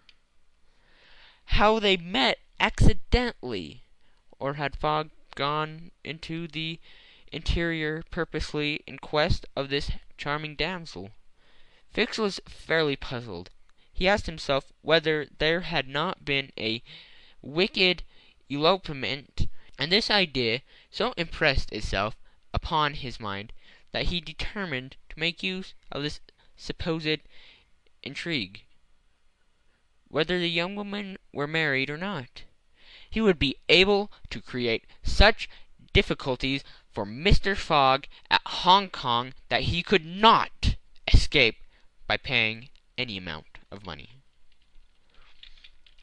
But could he even wait till they reached Hong Kong? Fogg had an abominable way of jumping one boat to another, and before anything could be effected, might get full under way again for Yokohama. Fix decided that he must warn the English authorities and signal the Ragoon before her arrival. This was easy to do, since the steamer stopped at Singapore, whence there is a telegraphic wire to Hong Kong. He finally resolved, moreover, before acting more positively, to question Passepartout. It would not be difficult to make him talk, and as there was no time to lose, Fix prepared to make himself known. It was now the 30th of October, and on the following day the Ragoon was due at Singapore. Fix emerged from his cabin and went on deck. Passepartout was promenading up and down in the forward part of the steamer. The detective rushed forward with every appearance of extreme surprise, and exclaimed, "You here on the Ragoon?" "What, Monsieur Fix? Are you on board?" returned the rarely astonished Passepartout, recognizing his crony of Mongolia. "Why, I left you at Bombay, and here you are, on the way to Hong Kong." "Are you going round the world too?" "No, no," replied Fix. "I shall stop at Hong Kong, at least for some days." "Hum," said Passepartout, who seemed for an instant perplexed. "But how is it I have not seen you on board since we left Calcutta?" "Oh, a trifle seasickness. I've been staying in my berth. The Gulf of Bengal does not agree with me as well as the Indian Ocean." "And how is Mr. Fogg?" "As well and as punctual as ever. Not a day behind time. But, Monsieur Fix, you don't know that we have a young lady with us." "A young lady?" replied the detective, not seeming to comprehend what was said. Passepartout thereupon recounted Aouda's history, the affair at the Bombay Pagoda, the purchase of the elephant for £2,000, the rescue, the arrest, and sentence of the Calcutta court, and the restoration of Mr. Fogg and himself to liberty on bail. Fix, who was familiar with the last events, seemed to be equally ignorant of all that Passepartout related, and the latter was charmed to find so interesting a listener. "But does your master propose to carry this young woman to Europe?" "Not at all. We are simply going to the place. Her uncle, the protector of one of her relatives, a rich merchant at Hong Kong." "Nothing to be done there?" said Fix to himself, cancelling his disappointment. "A glass of gin, Mr. Passepartout?" "Willingly, Monsieur Fix. We must at least have a friendly glass on board the Ragoon." End of chapter 16. Chapter 17. Showing what happened on the voyage from Singapore to Hong Kong. The detective and Passepartout met often on deck after this interview, though Fix was reserved, and did not attempt to induce his companion to divulge any more facts concerning Mr. Fogg. He caught a glimpse of that mysterious gentleman once or twice, but Mr. Fogg usually confided himself to the cabin, where he kept Aouda company, or, according to his inveterate habit, took a hand at whist. Passepartout began very seriously to conjecture what strange chance kept Fix still on the route that his master was pursuing. It was really worth considering why this certainly very amiable and complacent person, whom he had first met at Suez, had then encountered on board the Mongolia, who disembarked at Bombay, which he announced as his destination, and now turned up so unexpectedly on the Rangoon, was following Mr. Fogg's tracks step by step. What was Fix's objective? Passepartout was ready to wager his Indian shoes, which he religiously preserved, that Fix would also leave Hong Kong at the same time with them, and probably on the same steamer. Passepartout might have cudgelled his brain for a century without hitting upon the real object which the detective had in view. He never could have imagined that Phileas Fogg was being tracked as a robber round the globe. But as it is in human nature to tempt the solution of every mystery, Passepartout suddenly discovered an explanation of Fix's movements, which was, in truth, far from unreasonable. Fix, he thought, could only be an agent of Mr. Fogg's friends at the Reform Club, sent to follow him up, and to ascertain that he really went round the world, as has been agreed upon. "It's clear," repeated the worthy servant to himself, proud of his shrewdness. "He's a spy sent to keep us in view. That isn't quite the thing either, to be spying Mr. Fogg, who is so honourable a man. Ah, gentlemen of the Reform, this shall cost you dear." Passepartout, enchanted with his discovery, resolving to say nothing to his master, lest he should be justly offended at this mistrust on the part of his adversaries. But he determined to chaff Fix when he had the chance, with mysterious allusions, which, however, need not betray his real suspicions. During the afternoon of Wednesday, 30th October, the Rangoon entered the Strait of Malacca, which separates the peninsula of that name from Sumatra. The mountains and craggy islets intercepted the beauties of this noble island from view of the travellers. The Rangoon weighed anchor at Singapore the next day, at 4 a.m., to receive coal, having gained half a day on the prescribed time of her arrival. Phileas Fogg noted this gain in his journal, and then, accompanied by Aouda, who betrayed a desire for a walk on shore, disembarked. Fix, who suspected Mr. Fogg's every movement, followed them cautiously without being himself perceived, while Passepartout, laughing at his sleeve at Fix's manoeuvres, went about his usual errands. The island of Singapore is not imposing in aspect, for there are no mountains, yet its appearance is not without attractions. It is a park checkered by pleasant highways and avenues.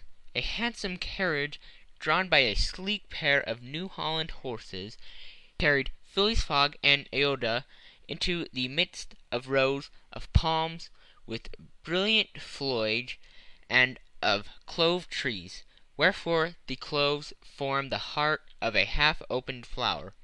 Pepper plants replaced the prickly hedges of European fields.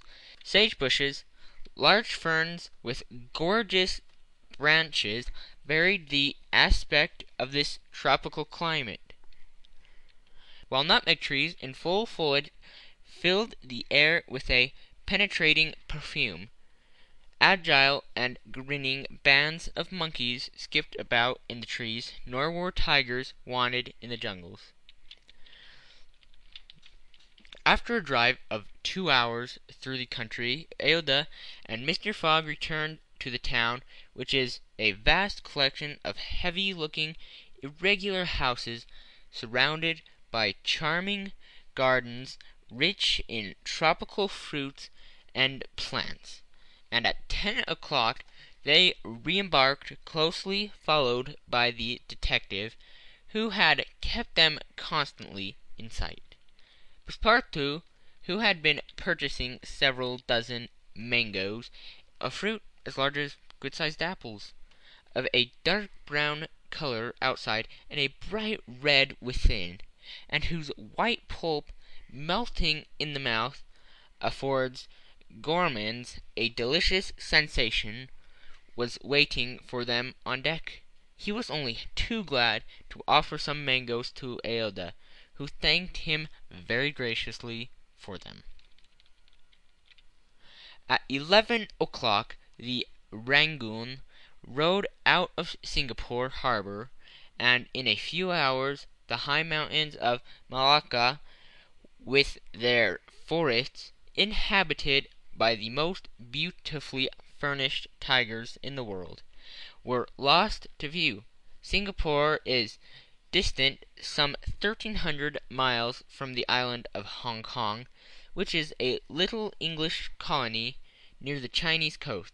Phileas Fogg hoped to accomplish the journey in 6 days, so as to be in time for the steamer, which would leave on the 6th of November at Yokohama, the principal Japanese port.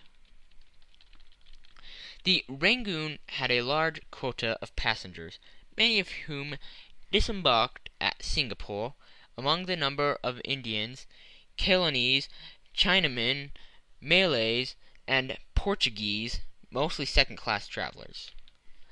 The weather, which had hitherto been fine, changed with the last quota of the moon. The sea rolled heavily, and the wind at intervals rose almost to a storm, but happily blew from the southwest, and thus aided the steamer's progress. The captain, as often as possible, put up his sails, and under the double action of steam and sail the vessel made rapid progress along the coasts of Annam and Cochin China.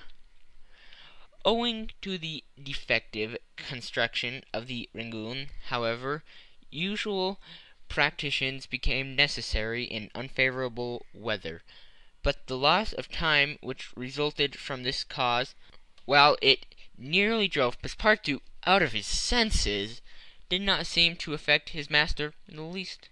Passepartout blamed the captain, the engineer, and the crew, and consigned all who were connected with the ship to the land where the pepper grows. Perhaps the thought of the gas, which was remorselessly burning at his expense in Savile Row, had something to do with his hot impatience. "You are in a great hurry, then," said Fix to him one day, "to reach Hong Kong?" "A very great hurry."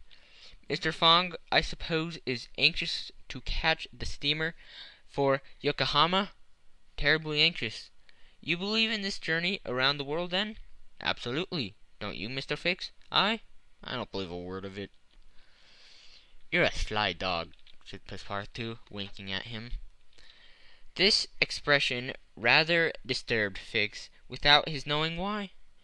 Had the Frenchman guessed his real purpose? He knew not what to think. But how could Passepartout have discovered that he was a detective? Yet, in speaking, so he did. The man evidently meant more than he expressed. Passepartout went still further the next day. He could not hold his tongue. "Mr. Fix," said he, in a bantering tone, "shall we be so unfortunate as to lose you when we get to Hong Kong?" "Why," reported Fix, a little embarrassed, "I don't know. Perhaps." "Ah, if you'd only go on with us. An agent of the Peninsular Company, you know. Can't stop on the way. You're only going to Bombay, and here you are in China. America's not far off, and from America to Europe is only a step." Fix looked intently at his companion, whose countenance were as serene as possible, and laughed with him. But Passepartout persisted in chaffing him by asking him if he made much by his present occupation. "Yes and no," returned Fix. "There is a good and bad luck in such things. But you must understand that I don't travel at my own expense." "Oh, I am quite sure of that," cried Passepartout, laughing heartily. Fix, fairly puzzled, descended at his cabin, and gave himself up to his reflections. He was evidently suspected. Somehow or other the Frenchman had found out that he was a detective. But had he told his master? What part was he playing in all this? Was he an accomplice or not? Was the game then up? Fix spent several hours turning these things over in his mind, sometimes thinking that all was lost, then persuading himself that Fogg was ignorant of his presence, and then undecided what course it was best to take. Nevertheless, he preserved his coolness of mind, and at last resolved to deal plainly with Passepartout. If he did not find it practicable to arrest Fogg at Hong Kong, and if Fogg made preparations to leave that last foothold of English territory, he, Fix, would tell Passepartout all. Either the servant was the accomplice of his master, and in this case the master knew of his operations, and he should fail, or else the servant knew nothing about the robbery, and then his interest would be to abandon the robber. Such was the situation between Fix and Passepartout. Meanwhile, Phileas Fogg moved about above them in the most majestic and unconscious indifference. He was passing methodically in his orbit around the world, regardless of the lesser stars which gravitated around him. Yet there is near by what the astronomers would call a disturbing star, which might have produced an agitation in this gentleman's heart.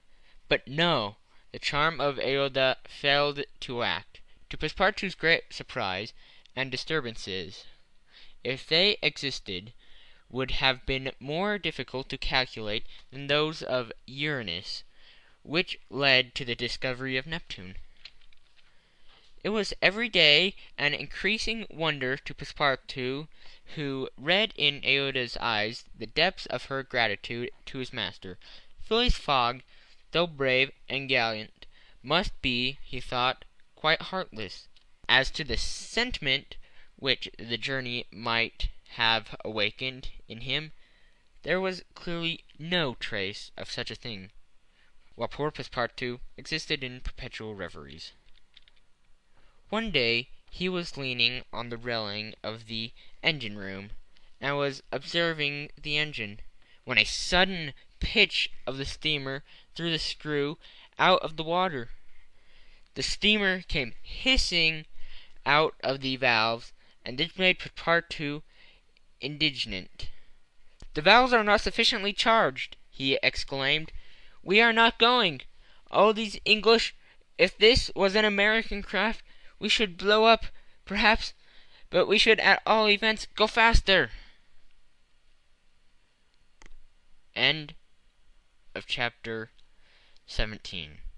Chapter 18, in which Phileas Fogg, Passepartout, and Fix go each about his business. The weather was bad during the latter days of the voyage. The wind, obstinately remaining in the north-west, blew a gale, and retarded the steamer. The Rangoon rolled heavily, and the passengers became impatient of the long, monstrous waves which the wind raised before their path. A sort of tempest arose on the 3rd of November, the squall knocking the vessel about with fury, and the waves running high. The Rangoon reefed all her sails, and suddenly the raging proved too much. The whistling and shaking amid the squall, the steamer was forced to proceed slowly, and the captain estimated that she would reach Hong Kong 20 hours behind time, and more if the storm lasted. Phileas Fogg gazed at the tempestuous sea, which seemed to be struggling especially to delay him. He never changed countenance for an instant, though a delay of 20 hours, by making him too late for the Yokohama boat, would almost inevitably cause the loss of the wager. But this man of nerve manifested neither impatience nor annoyance. It seemed as if the storm were a part of his programme, and had been foreseen. Aouda was amazed to find him as calm as he had been from the first time she saw him. Fix did not look at the state of things in the same light. The storm greatly pleased him. His satisfaction would have been complete had the Rangoon been forced to retreat before the violence of wind and waves. Each delay filled him with hope, for it became more and more probable that Fogg would be obliged to remain some days at Hong Kong, and now the heavens themselves became his allies, with the gusts and squalls. It mattered not that they made him seasick. He made no account of this inconvenience, and whilst his body was writhing under their effects, his spirit bounded with hopeful exultation. Passepartout was enraged beyond expression by the unpropitious weather. Everything had gone so well till now. Earth and sea had seemed to be at his master's service. Steamers and railways obeyed him. Wind and steam united to speed his journey. Had the hour of adversity come, Passepartout was as much excited as if the £20,000 were to come from his own pocket. The storm exasperated him. The gale made him furious, and he longed to lash the obstinate sea into obedience. Poor fellow! Fix carefully concealed from him his own satisfaction, for had he betrayed it, Passepartout could scarcely have restrained himself from personal violence.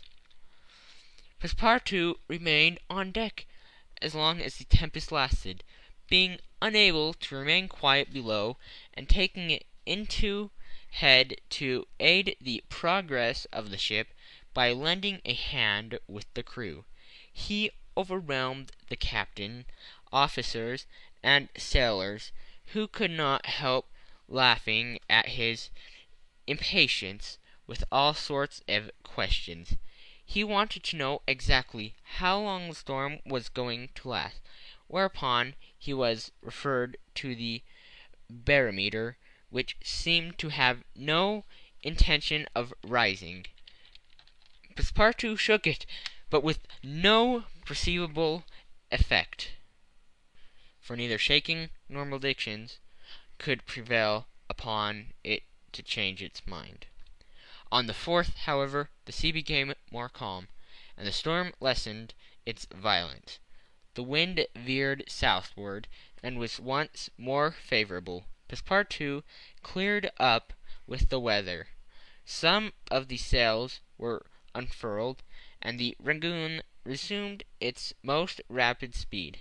The time lost could not, however, be regained. Land was not signalled until 5 o'clock on the morning of the 6th. The steamer was due on the 5th.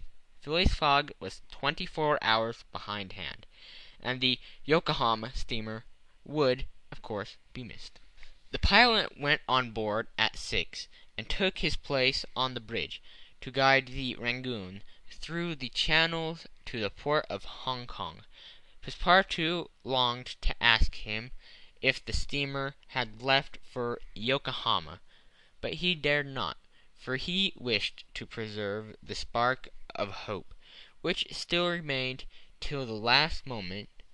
He had confided his anxiety to Fix, who, the sly rascal, tried to console him by saying that Mr. Fogg would be in time if he took the next boat. But this only put Passepartout in a passion.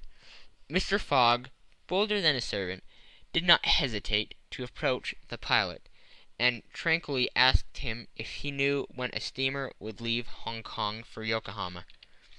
"At high tide tomorrow morning," answered the pilot. "Ah!" said Mr. Fogg, without betraying any astonishment. Passepartout, who heard what passed, would willingly have embraced the pilot, while Fix would have been glad to twist his neck. "What's the steamer's name?" asked Mr. Fogg. "The Carnatic." "Ought she have not gone yesterday?" "Yes, sir, but they had to repair one of her bailers, and so her departure was postponed till tomorrow." "Thank you," returned Mr. Fogg, descending mathematically to the saloon. Passepartout clasped the pilot's hand and shook it heartily in his delight, exclaiming, "Pilot, you are the best of good fellows!" The pilot probably does not know to this day what his responses won him this enthusiastic greeting. He remounted the bridge, and guided the steamer through the flotilla of junks, tonks, and fishing boats which crowd the harbor of Hong Kong. At 1 o'clock the Rangoon was at the quay, and the passengers were going ashore. Chance had strangely favored Phileas Fogg, for had not the Carnatic been forced to lie over for repairing his boilers, she would have left on the 6th of November, and the passengers for Japan would have been obliged to wait for a week the sailing of the next steamer. Mr. Fogg was, it is true, 24 hours behind his time, but this could not seriously imperil the remainder of his tour. The steamer which crossed the Pacific from Yokohama to San Francisco made a direct connection with that from Hong Kong, and it could not sail until the latter reached Yokohama, and if Mr. Fogg was 24 hours late on reaching Yokohama, this time would no doubt be easily regained in the voyage of 22 days across the Pacific. He found himself then about 24 hours behindhand, 35 days after leaving London. The Carnatic was announcing to leave Hong Kong at 5 the next morning. Mr. Fogg had 16 hours in which to attend to his business there, which was to deposit Aouda safely with her wealthy relative. On landing, he conducted her to a palanquin, in which they repaired to the club hotel. A room was engaged for the young woman, and Mr. Fogg, after seeing that she wanted for nothing, set out in search for her cousin J. He instructed Passepartout to remain at the hotel until his return, that Aouda might not be left entirely alone. Mr. Fogg repaired to the Exchange, where he did not doubt every one would know so wealthy and considerable a personage as the Parsi merchant. Meeting a broker, he made the inquiry to learn that J. had left China 2 years before, and retiring from business with an immense fortune, had taken up his residence in Europe. In Holland, the broker thought with the merchants of the country he had principally traded. Phileas Fogg returned to the hotel, bagged a moment's conversation with Aouda, and without more ado apprised her that J. was no longer at Hong Kong, but probably in Holland. Aouda at first said nothing. She passed her hand across her forehead, and reflected a few moments. Then, in her soft voice, she said, "What ought I to do, Mr. Fogg?" "It is very simple," replied the gentleman. "Go on to Europe." "But I cannot intrude." "You do not intrude, nor do you in the least embarrass my project." "Passepartout, monsieur, go to the Carnatic and engage 3 cabins." Passepartout, delighted that the young woman, who was very gracious to him, was going to continue the journey with him, went off at a brisk gait to obey his master's order. End of chapter 18. Thank you for listening to Narrated Books. If you enjoyed this audiobook, hit like and subscribe for more amazing stories. What book should we narrate next? Let us know in the comments.